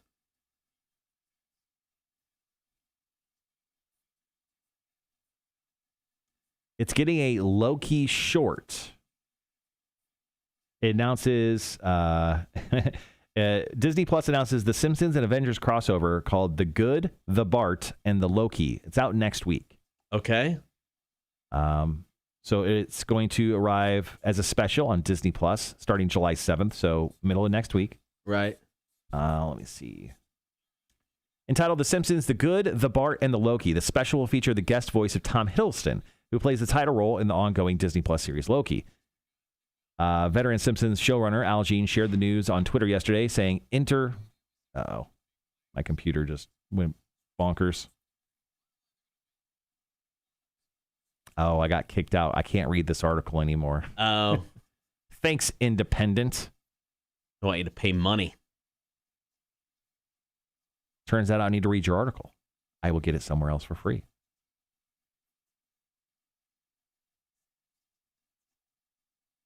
Per Disney's announcement, the special will center on Loki's banishment from Asgard as he faces his toughest opponents yet, the Simpsons and Springfield's mightiest heroes.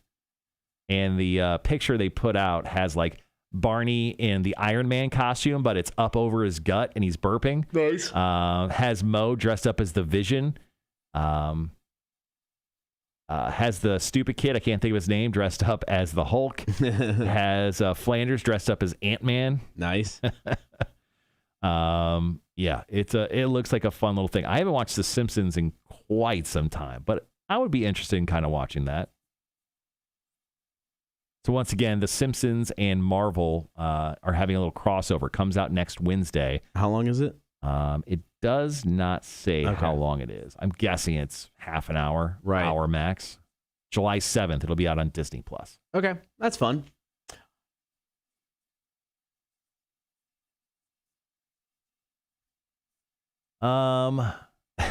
Marshall Google stuff. I had to Google stuff twice, actually.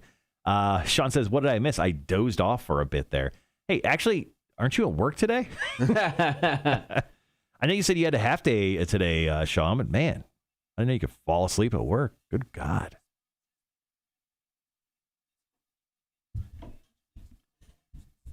So, yeah, later on tonight, we're currently in commercials here at Rock 106.1. We'll be back in just a few moments going on the air to do Quiz in the Face. Tonight, don't miss. I mean, the next few days, there's tons of stuff going on. But tonight, I'll be out hosting bingo over at the Draft Room in Berwick. Obviously, Friday, nothing. Rest a lot. Stay home. Don't do anything. And then grab all of your monies and come hang with us at the 20th anniversary show on Saturday. Then after that, Sunday, come out 3 o'clock. I'll let you sleep in. The Freedom Floats Savannah July 4th parade, which is going to be down the riverfront, goes from 3 to 5:30. Come out and hang. I'll be one of the judges for that event. And then after that, you know what? Take the next week off. That's what I'm doing. I think it's fair. Yeah, take the next week off. Treat yourself.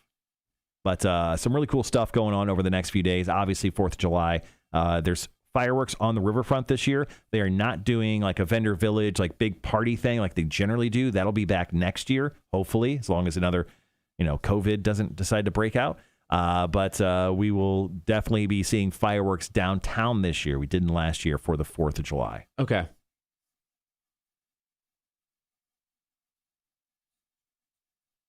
Cool.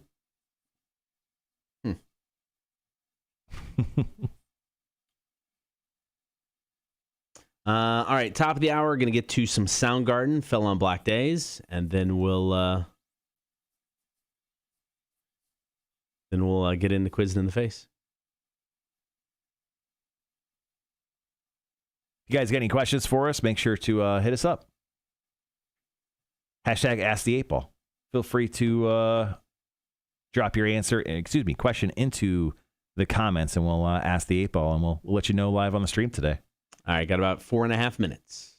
Tomorrow on the show, just a quick heads up, Kevin Ryan from Service Brewing Company is going to be in studio with us right around 9 o'clock. He'll be showcasing 2 brand new beers from the brewery. Kotter was talking about how he got to see some artwork for these cans of the new beer. Really cool stuff. We're excited to have Kevin in.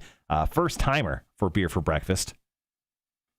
So he'll be coming in, and tomorrow we'll also do Fire Away Friday, and then it leads up right into the 20th anniversary show, guys. Don't know if you heard about it. Oh man, I don't know. I'm glad it's here. I'm shocked it's here. The past 2 months went by so quick. So it's like, I don't know. I've said it since before A-Dub got here that 20th anniversary, would love to do a show.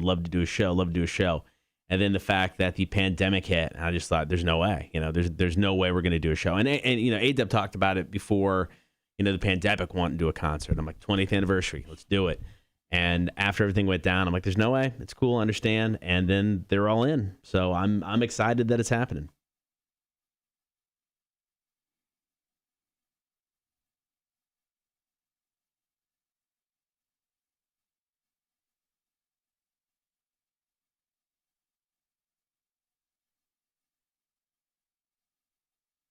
How much time before we hit the break? About 3 minutes. Gotcha. 3 minutes. I'll be right back. I'm going to grab a drink. All right. Cool. But yeah, super excited about the show. I think it's going to be a lot of fun. Last big concert I went to is Austin City Limits in 2019. So I'm ready for a big show. Whaleboat Lack going to be there opening the show. Sponge Filter, Puddle of Mud. It'll be fun, guys. It'll be fun. Come on out. Hang.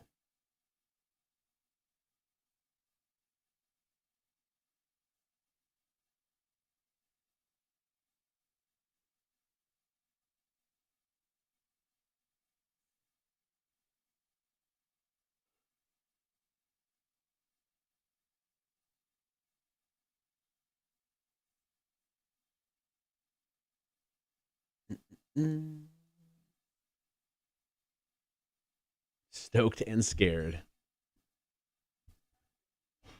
All right, so we got about 2 minutes. We'll hop into Quizzed in the Face. I don't like my chances today just because, so it's about famous hot dogs and the ingredients on said hot dog.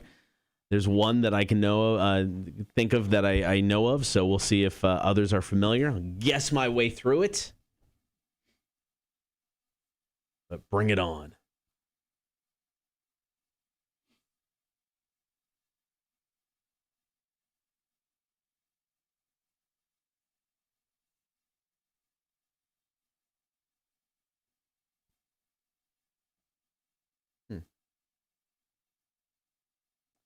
All right, so we got about a minute and a half. Once again, show just flew by today. Probably do another for Fire Away Friday tomorrow. I know we didn't have one last week, but the week prior we did one with the bands playing the show on Saturday. Probably do that again. We'll pick some different songs and go from there.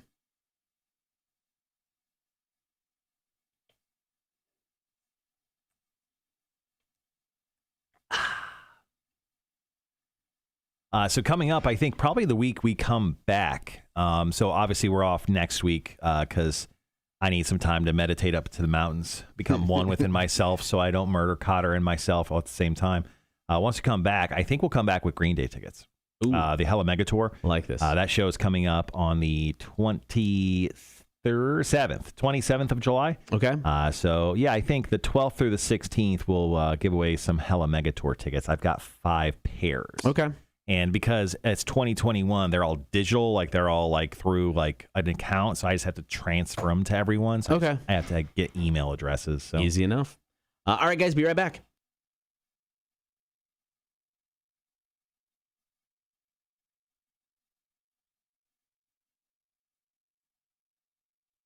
Kotter and Marshall. Rock 106.1. I'm about to get quizzed in the face, and it's all about wieners. So it's going to be interesting today. Be sure to hop on the stream, Facebook, YouTube, and Twitch. Like, follow, and subscribe while you're there. You can always listen to the show. Several ways to do so outside of the radio. You can download the app for free. Google Play and App Store, the Rock 106.1 app. You can get us on your in-home smart speaker. You can also check us out at rock1061.com. All right. It is time for me to get quizzed in the face. And like I said, today, it's all about wieners. It 100% is. So we actually found this stat a few weeks ago that more hot dogs are eaten on the 4th of July than any other day of the year. And I took that inspiration, Kotter, and I made up this quiz in the face quiz for you. Okay. It's just entitled Famous Hot Dogs and Their Ingredients. You just need to tell me if the ingredient I mention is on this famous hot dog. Okay. And then after you tell me whether you get it right or wrong, I'll kind of tell you what's on that hot dog, just so you know in the future. Okay. I want to teach you something today. So, Thank you. Yeah, you're welcome. Let's see. We're right in the middle there. Perfect. I see that. All right, let's go ahead and begin. Quizzed in the face. Straight up, and this is according to Delish.com, the straight up New York hot dog. You've been to New York. You went to WrestleMania? I did. Did you eat a hot dog there? Jake Thompson walked up like he was a kid on Christmas morning when he saw the first hot dog vendor on the street. It was like 10 o'clock in the morning. Dude's like, I'm buying a hot dog. Very excited. All right, so maybe you know more about this hot dog than you think. So once again, I'm just going to name this ingredient. Okay. A New York hot dog. Does it or does it not? True or false? Does it have sauerkraut on it? Oh, man. I want to say they offered it, but Jake's a pretty picky eater. He said no. But I'm going to say yes, a traditional New York hot dog does have sauerkraut. That is correct. Congratulations, Kotter. 1 for 1. Now, this next hot dog, it's world famous. Everyone knows the Coney Island hot dog, right? I've heard of it. Everyone. I don't know what's on it. Well, I'll tell you. Also, I should tell you what's on the New York hot dog before we move on here. Okay.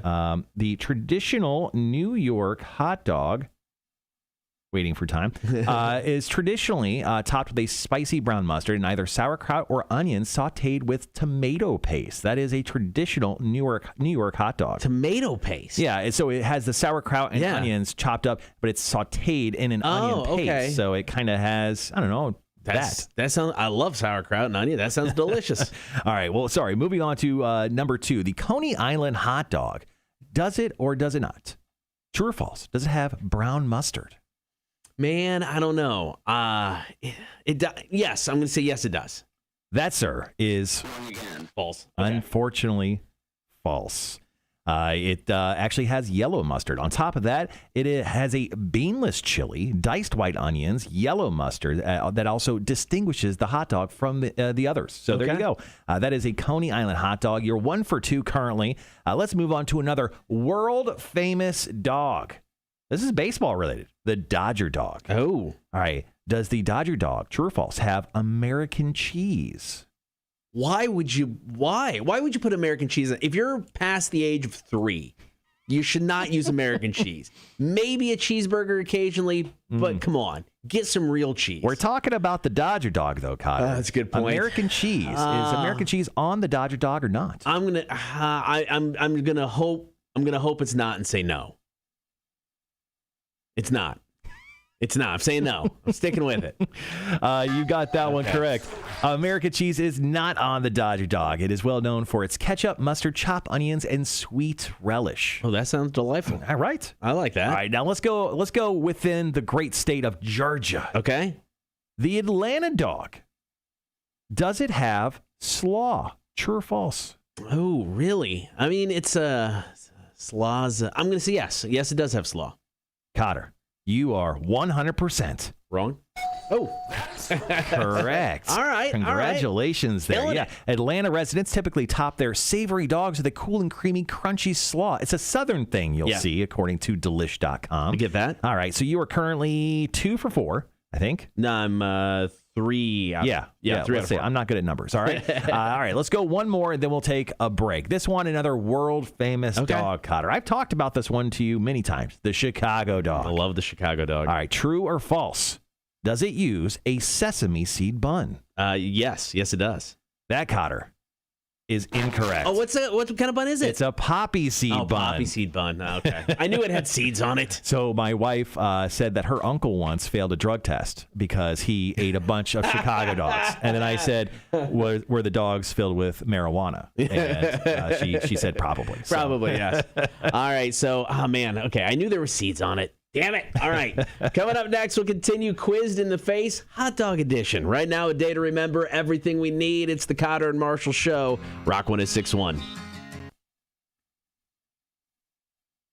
Oh, and sorry, I didn't go over the ingredients for the Chicago dog. The Chicago dog comes with an array of toppings that includes fresh tomato, a big spear of pickle, hot peppers or sport peppers, sweet onion, and relish. Okay. So that is your typical Chicago dog.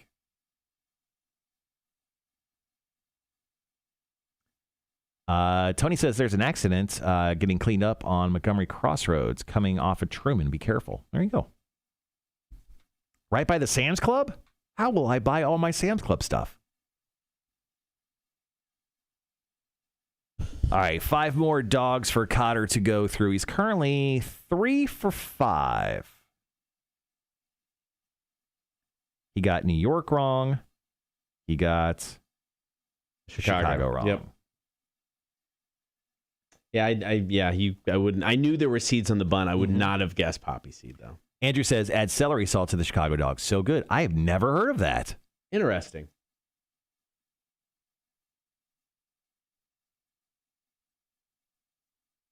So there's pictures of every hot dog. On this little quiz, or actually this article I found. Right. The Detroit dog, which is the next dog we're going to do, looks the worst. It definitely looks the worst. All right. We got about a minute and a half.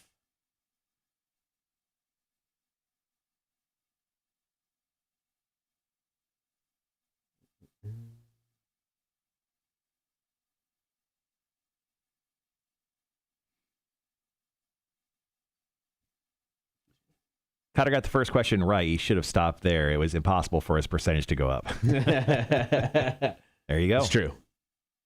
I thought celery salt was a standard on a Chicago dog. Yeah, I don't know. According to this article I'm reading, celery salt is not mentioned. Let me just double check that. Array of toppings, fresh tomato, big spears of pickle, hot peppers / sports pepper, sweet onions, and relish. No, it does not mention celery salt. Let's see. I'm Googling. Hot dog is topped. So Chicago dog, this is from Wikipedia. Take it as you will. The hot dog is topped with yellow mustard, chopped white onions, bright green sweet pickle relish, a dill pickle spear, tomato slices or wedges, pickled sports peppers, and a dash of celery salt. There you go. Oh. Stop Googling hot dogs. Take that off your screen. Okay, sorry. You little cheater. Just the Chicago dog. That was it. I already got that one wrong. Almost a trick question I threw at you with the Chicago dog, with between the seeds. Yeah, no, it's all good. Where are we at? Oh, here we go. Bryn Marshall Show, Rock 106.1. Ain't gonna lie, man. I'm pretty ashamed that I got the Chicago hot dog question wrong. Yeah, I honestly thought you were going to get it right. I said, was sesame seeds on the bun? You said yes. That was actually incorrect. It was actually poppies. It's a poppy seed bun. Yeah, I didn't remember. It's been a minute. All right, quizzed in the face, hot dog edition. I am 3 out of 5. Not doing horrible. No, not too bad. But I hope to improve upon this in the second half here as we go. All right, so once again, I'm quizzing Kotter in the face with famous hot dogs and their ingredients. And their famous ingredients. So once again, I'm going to tell Kotter an ingredient on this famous hot dog, and all he has to do is just tell me if it's true or false, whether this ingredient is actually on the dog or not. He's currently 3 for 5. So here we go. Hot dog number 6, Kotter. Yes. The Detroit dog. Does the Detroit dog have beefy chili on it? Ah, man. Beefy chili. Beefy chili. I'm going to say yes, it does. Yes, it does have beefy chili. You are 100% correct, Kotter. Yes, the Detroit dog does have beefy chili. It's kind of like a Coney Island dog, but it has beans. It has because Coney Island's a beanless chili. Yeah. This has beans in it. So once again, it has shredded cheddar cheese, raw onion, and of course a beefy chili on it. So sounds good. Yeah, does it? No. Yes, I think. All right, Kotter, you are 4 for 6 right now. You've only missed 2. Not doing too shabby. Let's move on to the San Francisco dog. Does the San Francisco dog have bacon, lettuce, and tomato? Essentially, is it the BLT dog? Oh, man. True or false? I'm going to say it. Why San Francisco with the BLT? I'm going to say no. No, it doesn't. That is incorrect. Yes, it is a bacon, lettuce, and tomato hot dog. That is the San Francisco dog. I am very stunned at that one, too. Yeah. You don't think San Francisco being, well, those 3 ingredients. No, I wouldn't have guessed that. Like hippie stuff, like prosciutto or something. All right, moving on to hot dog number 8, the Milwaukee dog. Does the Milwaukee dog have jardiniere? Jardiniere. What's jardiniere? Jardiniere is like a pepper celery mixture. Okay. Yeah. In an oil. I just generally picture it just covered in beer cheese. But I will say, oh man, I'm gonna say no. I'm gonna say no. It doesn't. That, Kotter, is correct. Okay. Yeah, jardiniere is not on a Milwaukee dog. Jardiniere is obviously famous for being a part of a lot of Chicago sandwiches. Oh yeah, like the Italian sandwiches. Exactly. Okay. So yeah, for the Milwaukee dog, it's actually on a hard roll, not a hot dog bun, with butter, spicy mustard, not ketchup, sweet pickles, not lettuce, and sauerkraut. I do like sauerkraut. Here's what I get from Milwaukee dogs. They want to kill themselves very early in their lives if they eat these things. I mean, they look delicious. They sound sort of delicious, but also they put butter on it. Butter is weird to me. Butter on a hot dog, I'll pass. Thanks. Yeah, very Very interesting. All right, Kotter, you're not doing too shabby. 5 out of 8? Yeah, 5 out of 8 right now. We got 2 more for you. How about the Tucson/Phoenix dog? That's right. Does this, true or false, have pinto beans on it? I'm going to say yes. Yes, it does. It has pinto beans. That is correct. Also, terribly gross. I do not want pinto beans. No, neither do I. on my hot dog. Once again, the Tucson and Phoenix hot dog, known for being first wrapped in smoky bacon and then topped with pinto beans, onion, mustard, mayo, chopped tomatoes, onions, and jalapenos. Everything but the pinto beans sounds delightful. I know, right? It sounds like one of the best dogs ever. All right, we got one more for you. You're not doing too shabby. What are you up to, 7 now? I am 6 out of 9. Nice.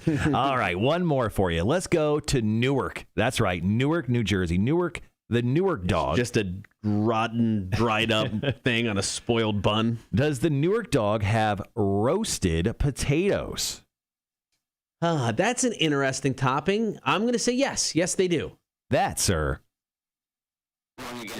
is incorrect. It actually False. has fried potatoes. Okay. Yeah, fried potatoes, and they're very large and gross looking. I don't really understand the people of Newark at all. But once again, their hot dog is on a typical bun, but topped with peppers, onions, and fried potatoes, leaving you 6 out of 10 today. 60%, not bad. I'll take that on a topic that I knew very little about, which is like most things in life. All right, coming up next, going to wrap up the show. Got 3 stories with Marshall's music news. It is the Kotter and Marshall Show, Rock 106.1. Let's be real. Let's be real. Oh, take us off the... Oh, okay. Sorry. Let's see. Liquid goes, could be worse, Ron Burgundy. Tony says, green chili cheese hot dog. That sounds like something right up Cotter's alley. When you said Tucson, I'm like, oh, he's going to ask me if it's got green chilies on it. I'm saying yes all day long because that sounds delicious. No, I just thought it was really weird they put pinto beans on it. Yeah. I'm like, that one seems so outrageous you probably wouldn't get it right. Because who would put pinto beans on purpose on a hot dog? That is a weird choice. That is a weird choice. I think and I know maybe some just chili dog purists in general, I'm kind of against beans on a hot dog. I mean, if they were, I don't know if I want big just beans on it. If it was like maybe a refried-ish kind of texture or sort of situation, mixed in with some sort of chili that was on it, maybe I wouldn't hate on that too much. Mm-hmm. But yeah, I don't want just big beans on my hot dog. No. Sounds like something you should go to the doctor for.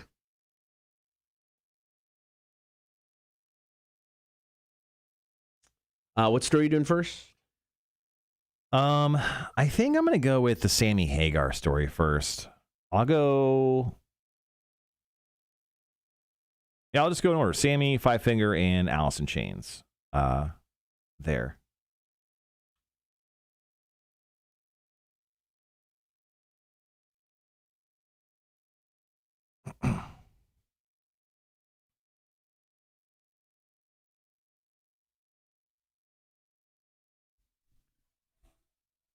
Got to add fiber with those beans. Oof. Greg says, I'm fine eating beans, but not on a hot dog. Just too messy. Why don't you just put the hot dog turds or why don't you just put dog turds on a hot dog too while you're at it?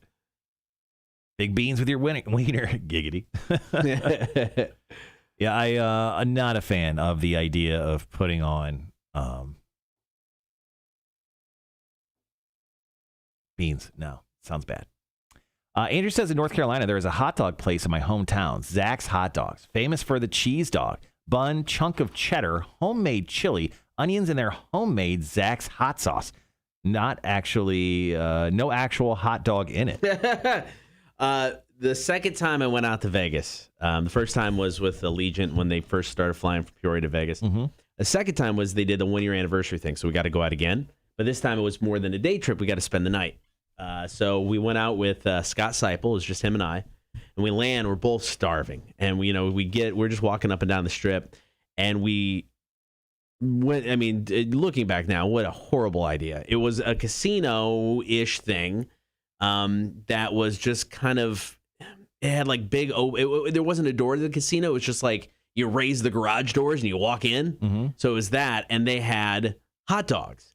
we ended up referring to them as the Diggler dog because this thing was this thick, this long, and after a few bites in, we're like, what? This is the dumbest idea ever. It was the most disgusting hot dog I've ever had before in my life. It was hideous.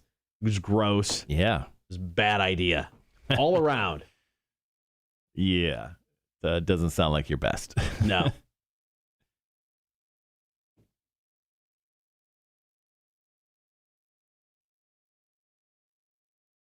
All right, guys, we're a few minutes away. We're going to knock out the rest of the show with Marshall's Music News. Mm-hmm. Tomorrow, beer for breakfast. Excited to do another one. We didn't do one last week. Feels weird not to have done a beer for breakfast, a drink at 9 a.m., but we're getting back on that horse, and then we'll take another week off. Yeah. It's good to see Kevin again, too, man. I haven't seen Kevin in a service. I guess it's been about a month when I went down. I just haven't hung out with him and talked to him in a while. Yeah, Kevin's great. I mean, every time I go to service, he somehow finds me every single time. He's always there. Yeah. Always comes up and says hey. Yeah, and he always hangs for a little bit. And that's actually how I got him on the show for beer for breakfast for this week, was because I was sitting at service. So I'm like, you need to come on and do beer for breakfast with us. And he initially, we were going to bring him on in early June, but apparently his beers got pushed back a few weeks just with production and everything. So it actually worked out perfectly with the connections with service. Being heavily military focused, and right. The 4th of July, freedom. It's going to work out perfectly for tomorrow's show. I like it. Sean says down in Jupiter, Florida, there is a hot dog place I used to love going to as a kid called Dune Dog. Their logo was a dachshund in board shorts with a surfboard and a gold chair and surfer shades. That is awesome. Love that.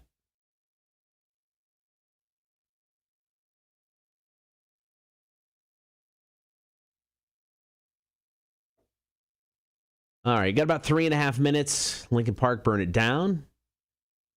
Get into Marshall's Music News afterwards.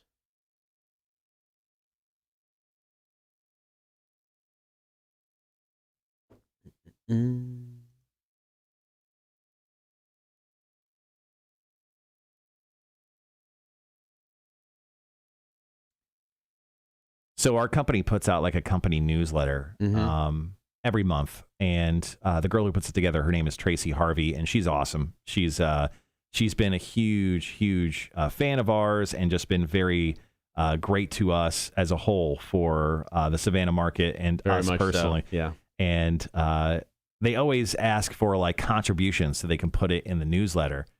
So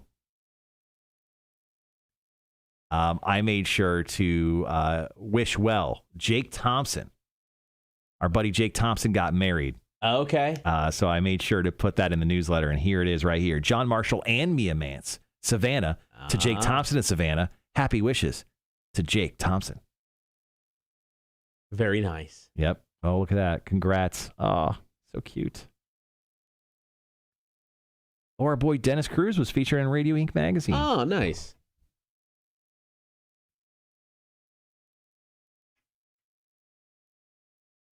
All right, got about 2 minutes.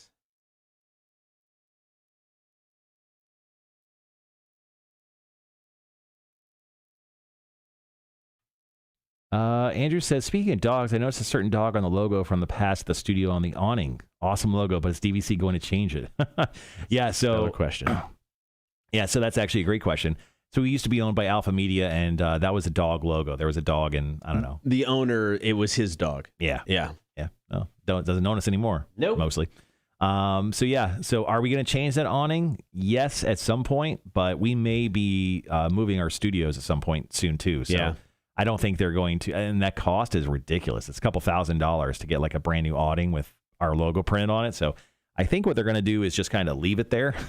Our door says Dick Broadcasting. Yes. But yeah, I think they're just going to kind of leave the awning there at this point. And because I think they're heavily considering possibly moving our studios at some point. I'm okay with that. Andrew says they should just put our logo on it. I'm okay with that too. Yeah, I think they should. I agree with that 100%.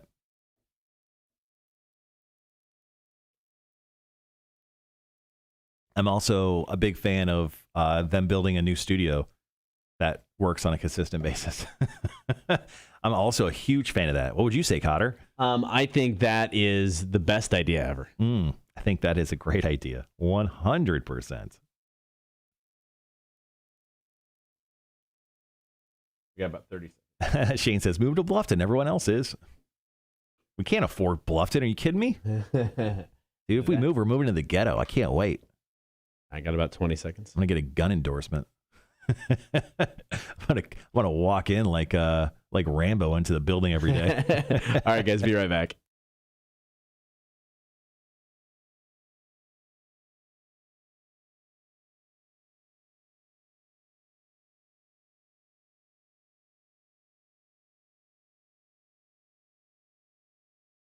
Good morning. Thank you for hanging out on air and on the stream. It is the Kotter and Marshall Show. Right now, it is time for story number 1 in Marshall's Music News. So Sammy Hagar recently announced that he has a residency coming up in Vegas. But here's the thing, and I didn't even think about it until my wife pointed it out to me. The residency is at the Stratosphere. The Stratosphere is like the bad section of the Strip, and let alone, it's probably one of the worst casinos in Las Vegas. What makes it the bad section? It's more on the if you know Las Vegas at all, Mandalay Bay is on one end, right? And there's a ton of from there until the middle, and they've built some stuff on the north side, but the north side is where the Stratosphere is, and that's kind of closer to downtown, the Fremont section, which has been cleaned up quite a bit recently in the past. But the Stratosphere has been it's like the casino that's been ignored. Okay. Yeah. Okay. So, I mean, they've recently rebranded it from the Stratosphere to the Strat, which is super cool. And the Strat? Yeah, the Strat, baby. Yeah. It's like everything, like you cut down words nowadays. Say less, it means more. But anyway, Sammy Hagar is going to be doing a residency October 29th and 30th, and then again on November 5th through the 6th. He said, I've been searching the Las Vegas Strip trying to find the right room. Really? He didn't look very hard. Ambience and partners to create a very special Cabo Wabo birthday bash type environment for my band members and musicians to create the ultimate party residency. He goes, ladies and gentlemen, welcome to Sammy and Friends. You all know the rules. There aren't any. So tickets are on sale right now. $100 a piece. You can go to thestrat.com officially at 10 a.m. today. So here in about 30 minutes to purchase your tickets if you want to head to Vegas and see Sammy Hagar. Yes, Michael Anthony will be there. Yes, Jason Bonham. Yeah, he's going to be there on the drums. It's just going to be a really fun time at the Strat, which is a terrible casino. Sammy's in his 60s, maybe pushing 70. That dude's still living his best life. Yeah, he's constantly drinking. Yeah, I don't know how he's essentially embalmed at this point. I don't know how he's living. All right, we got more Marshall's Music News coming up. Here's some Sammy. I Can't Drive 55. Kotter and Marshall Show. Rock 106.1. Yeah, I was going over the story, and my wife's like, the Stratosphere? And I'm like, yeah. She goes, what a dump. And I'm like, oh, yeah. I forgot about how bad the Stratosphere was. There was nothing there. I didn't know there was a casino there. Yeah, I mean, it's the thing that looks like the Space Needle. No, I've been on it. So we did one of either the roller coaster around it or the one of the rides up at the top. So we've done a couple of those, but I remember we walked down there, but I don't remember there being, I mean, there's, casinos everywhere, but I don't remember. I just remember it being the Stratosphere. Yeah. I mean, the Sahara was shut down for a while and it's reopened, I think, under a new name. And there's a couple other casinos that I think have popped up right around it. But the Stratosphere was a dump. It was a dump when I lived there, man. Sammy. I've been looking around for the room. Get out of here. Andrew goes, it's like the Motel 6 of Vegas. You only go there if you have no choice. Exactly. That's good.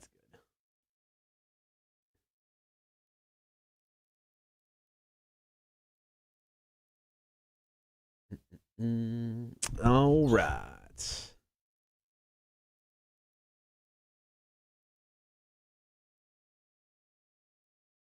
All right, got about 2.5 minutes.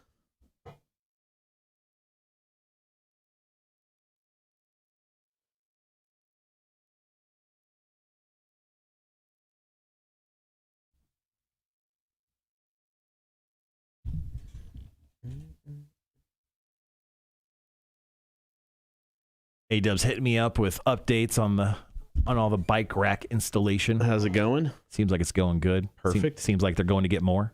Okay.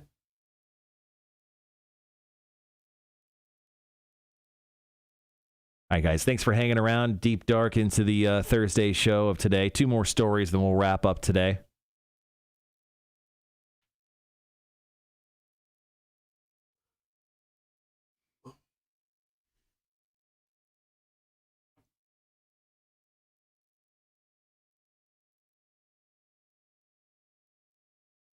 All right, got about a minute 40.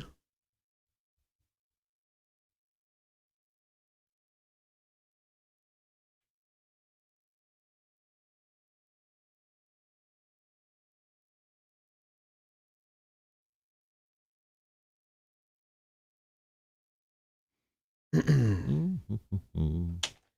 right. So I have to write trivia again for tomorrow. That's awesome. Tomorrow's being I don't have to write trivia for a week, at least for the show. I've got a Five Finger Death Punch story coming up. They've hit a new record for themselves, doing fairly well. Then we'll wrap up the show with an Alice in Chains story.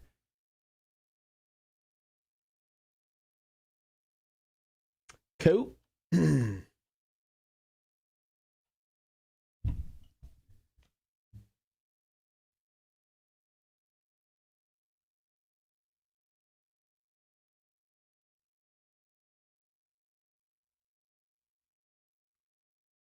Just editing up this story so it's nice and smooth. Hopefully I don't fuck it up. All right, 30 seconds.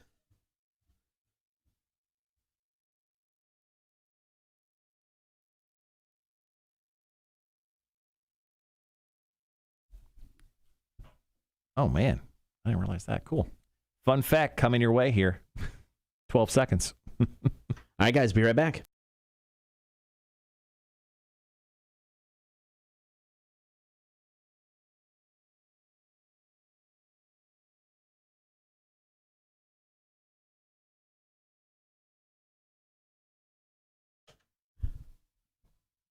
It is Marshall's Music News. Let's jump into story number 2. So Five Finger Death Punch are getting quite comfortable at that number 1 spot. In fact, Darkness Settles In, which you hear quite a bit here. We Are the Reason. Maybe they are the number 1 Billboard mainstream rock airplay position. This is their 7th straight single to do so. According to Billboard, that matches the current record of consecutive chart toppers on the mainstream rock airplay chart, currently held by Disturbed. The string started in August 2018 when the band hit number 1 with Champagne. Get it? Champagne. I remember that song. Their most recent chart topper, obviously, Darkness Settles In. Before that was Living the Dream, which came back in number 1 back in February of this year. Now, the high placement also puts the band in some pretty elite company in the history of the mainstream rock chart, as their 11 number 1 songs ties them with Godsmack for 4th overall. Shinedown currently leads with 16 number 1s, followed by 15 for 3 Days Grace, and Van Halen actually has 13 number 1 songs from this Billboard mainstream rock chart. So good for them. All right, we got one more song, one more story to go. Marshall's Music News. That's coming up next. Kotter and Marshall, Rock 106.1. What's up, buddy? Eric's here. Hey! Our favorite sales guy finally showed up. Yeah, what's going on? Good. Jump on camera. Well, show everyone who you are. No? All right, man. So our sales guy just showed up. Finally. Your shirt's in my office. Has your name on it. It's in like a black box on the right-hand side. It's printed. I mean, there's a print. Yeah. Yeah, we just want you to wear it so we can show off your boobs. Mm-hmm. Yeah. Cool. All right, man. I'll come see you.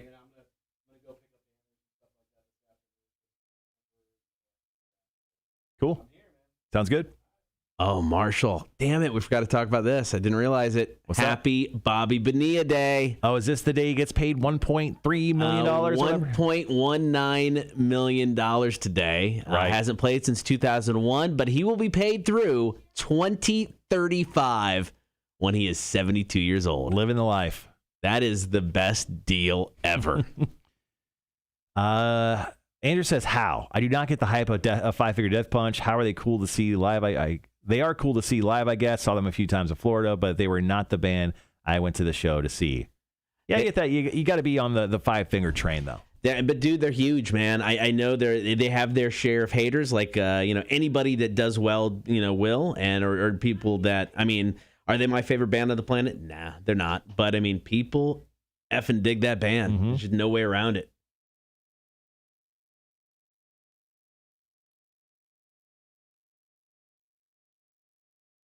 It's like I like. I mean, there's several of their songs that I do enjoy, but as a whole, I'm just like, I agree. I wouldn't be going to see them at a festival. Five Finger Death Punch? Yeah. Yeah, they would have to be part of a larger collective. Yeah. I do like seeing them. They're cool, I mean, and they have an army of fans. Actually, one of the cool things was I was giving away some 20th anniversary tickets last Friday in Hardyville, and the first guy to come sign up was a dude in a Five Finger Death Punch hat and shirt. He had the combo. Yeah. He had the combo. Sorry, Mac was trying to sneak. What are you doing? Just come and sit down. Why are you this way? You know what? I wake up every morning and ask myself the same thing. It's the first thing I do. I look in the mirror and say, why are you the way that you are? Why'd you try to crawl in the room like army style? Because it's not my day. And then you come in with your vape. Oh, so you got Jake a drink? You're literally on our show in our studio, and you can't ask if we want a drink? He didn't ask. Oh, so you just bought him one? That just makes it worse. Yeah, it did. You ate an entire bag of our chips, and then you buy Jake Thompson? Fucking bang? Hey, Marshall, I'm going to need for you to let that shit go. No, I will not. Dude, you were so rude this week. You're out. Sorry. You know what? I think we're going to take you off camera. You need to reevaluate your life. Magic 8 Ball. Do I need to reevaluate my life? Let's ask. Guys, this is ridiculous. Come on. You may rely on it. Yeah. I'm working on it. Shane goes, as a Mets fan, awesome about Bobby Bonilla Day. Raven Dantes, you're right, man. They definitely big military support. They big time support the military. Raven Dantes, remember, guys, this is the person you have driving people around. Talking about Mac. Just the headliners, no big deal. Yeah, no big deal. All right, so just a quick recap of the week for Mac. She came in, she ate an entire bag of our chips. Speaking of, we still have the ones up there. Yeah, she came on. That's impressive, okay? It was sitting there all day yesterday, and I didn't touch them. She ate an entire bag of our chips.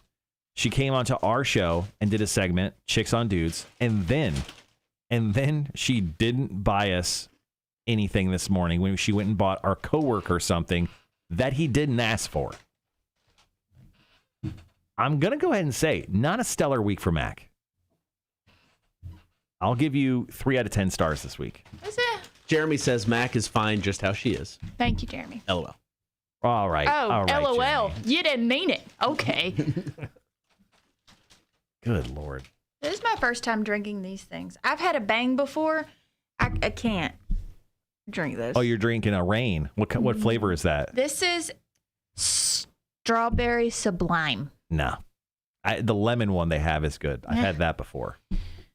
Yeah, I bet. Raven Dantes. I was about to say, don't kiss ass, Jeremy. Jeremy loves himself some Mac. I don't think he meant it in that way.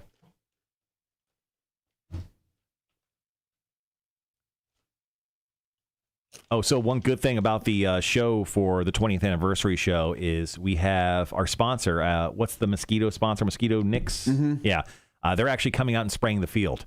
Oh, great idea. Yeah, so they're going to come out and spray the field for mosquitoes and bugs and stuff. So hopefully our experience for Saturday is going to be as bug-free as possible. Yep. Because let me tell you, those mosquitoes love an Achilles heel. They tore mine, just one, up last week, and I don't know how or why. Achilles heel? This thing. Right. Okay. All right. I know. Yeah, no. Nailed it. I'd wake up and I would be playing crickets with my feet because it's scratching. Playing crickets? Yeah, like this. You know how they rub their feet together? Oh, okay. Gotcha. Okay, yeah. You're so country. You're so country. It's ridiculous. Chicken litter. Crab apples. Crab apples. What do you got going on today? What are you doing? Cutting today's show, tomorrow's show, Saturday's show, Monday's show. Wow. All the shows. No nap. Are you leaving town after our 20th anniversary show to go spend it with anyone, or are you just staying in town? I'm not doing anything Monday. Oh, okay. I may come help clean some stuff up, but other than That'd that, be nice. I'm not doing anything. Well, it's about time you did something good. Well, you got to make up for this week. Kind of in the, you're in the shit house with us. I watched Loki last night, and I'm confused. I don't know what's going on. I don't understand the post-credit scene. We don't have to talk about it on air because I don't want to spoil it for anybody. But I've only watched the first episode, so yeah. Mm-hmm. He watched that twice, so to watch all of it. Much better the second time. Well, if it makes you feel any better, I started falling asleep last night. That was my problem with the first episode the first time. I heard the review of the new episode of Loki it's not good. It's not a good episode. Really? Episode 3 apparently was the high point, and then episode 4 was just like they said they were running in place. Oh.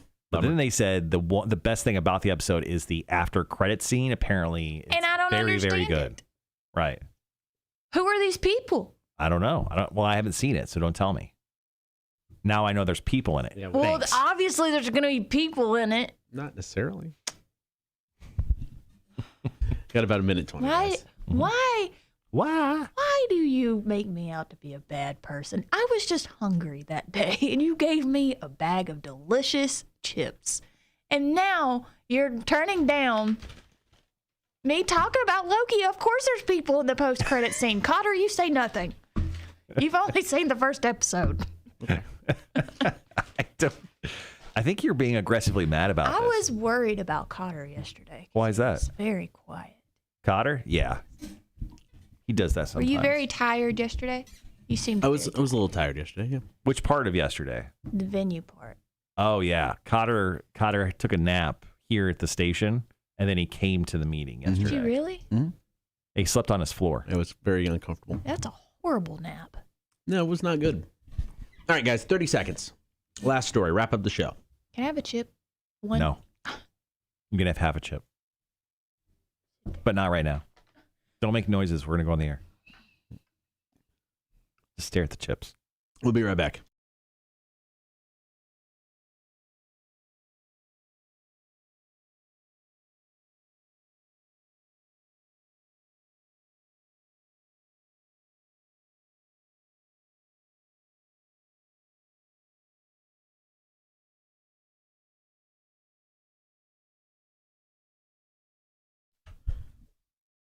All right, before we get out of here, one more time, Marshall's music news. So, Alice in Chains mastermind and guitarist Jerry Cantrell has teased some sort of collaborative project with GNR bassist Duff McKagan. Now, back in March of last year, he said that he was finishing up some final tracks on a new solo album, which would be his first since 2002's Degradation Trip. Now, over the weekend, leaked photos in which Cantrell is referring to as I was mentioning, were uploaded by someone that was a part of a music video featuring Duff and Jerry.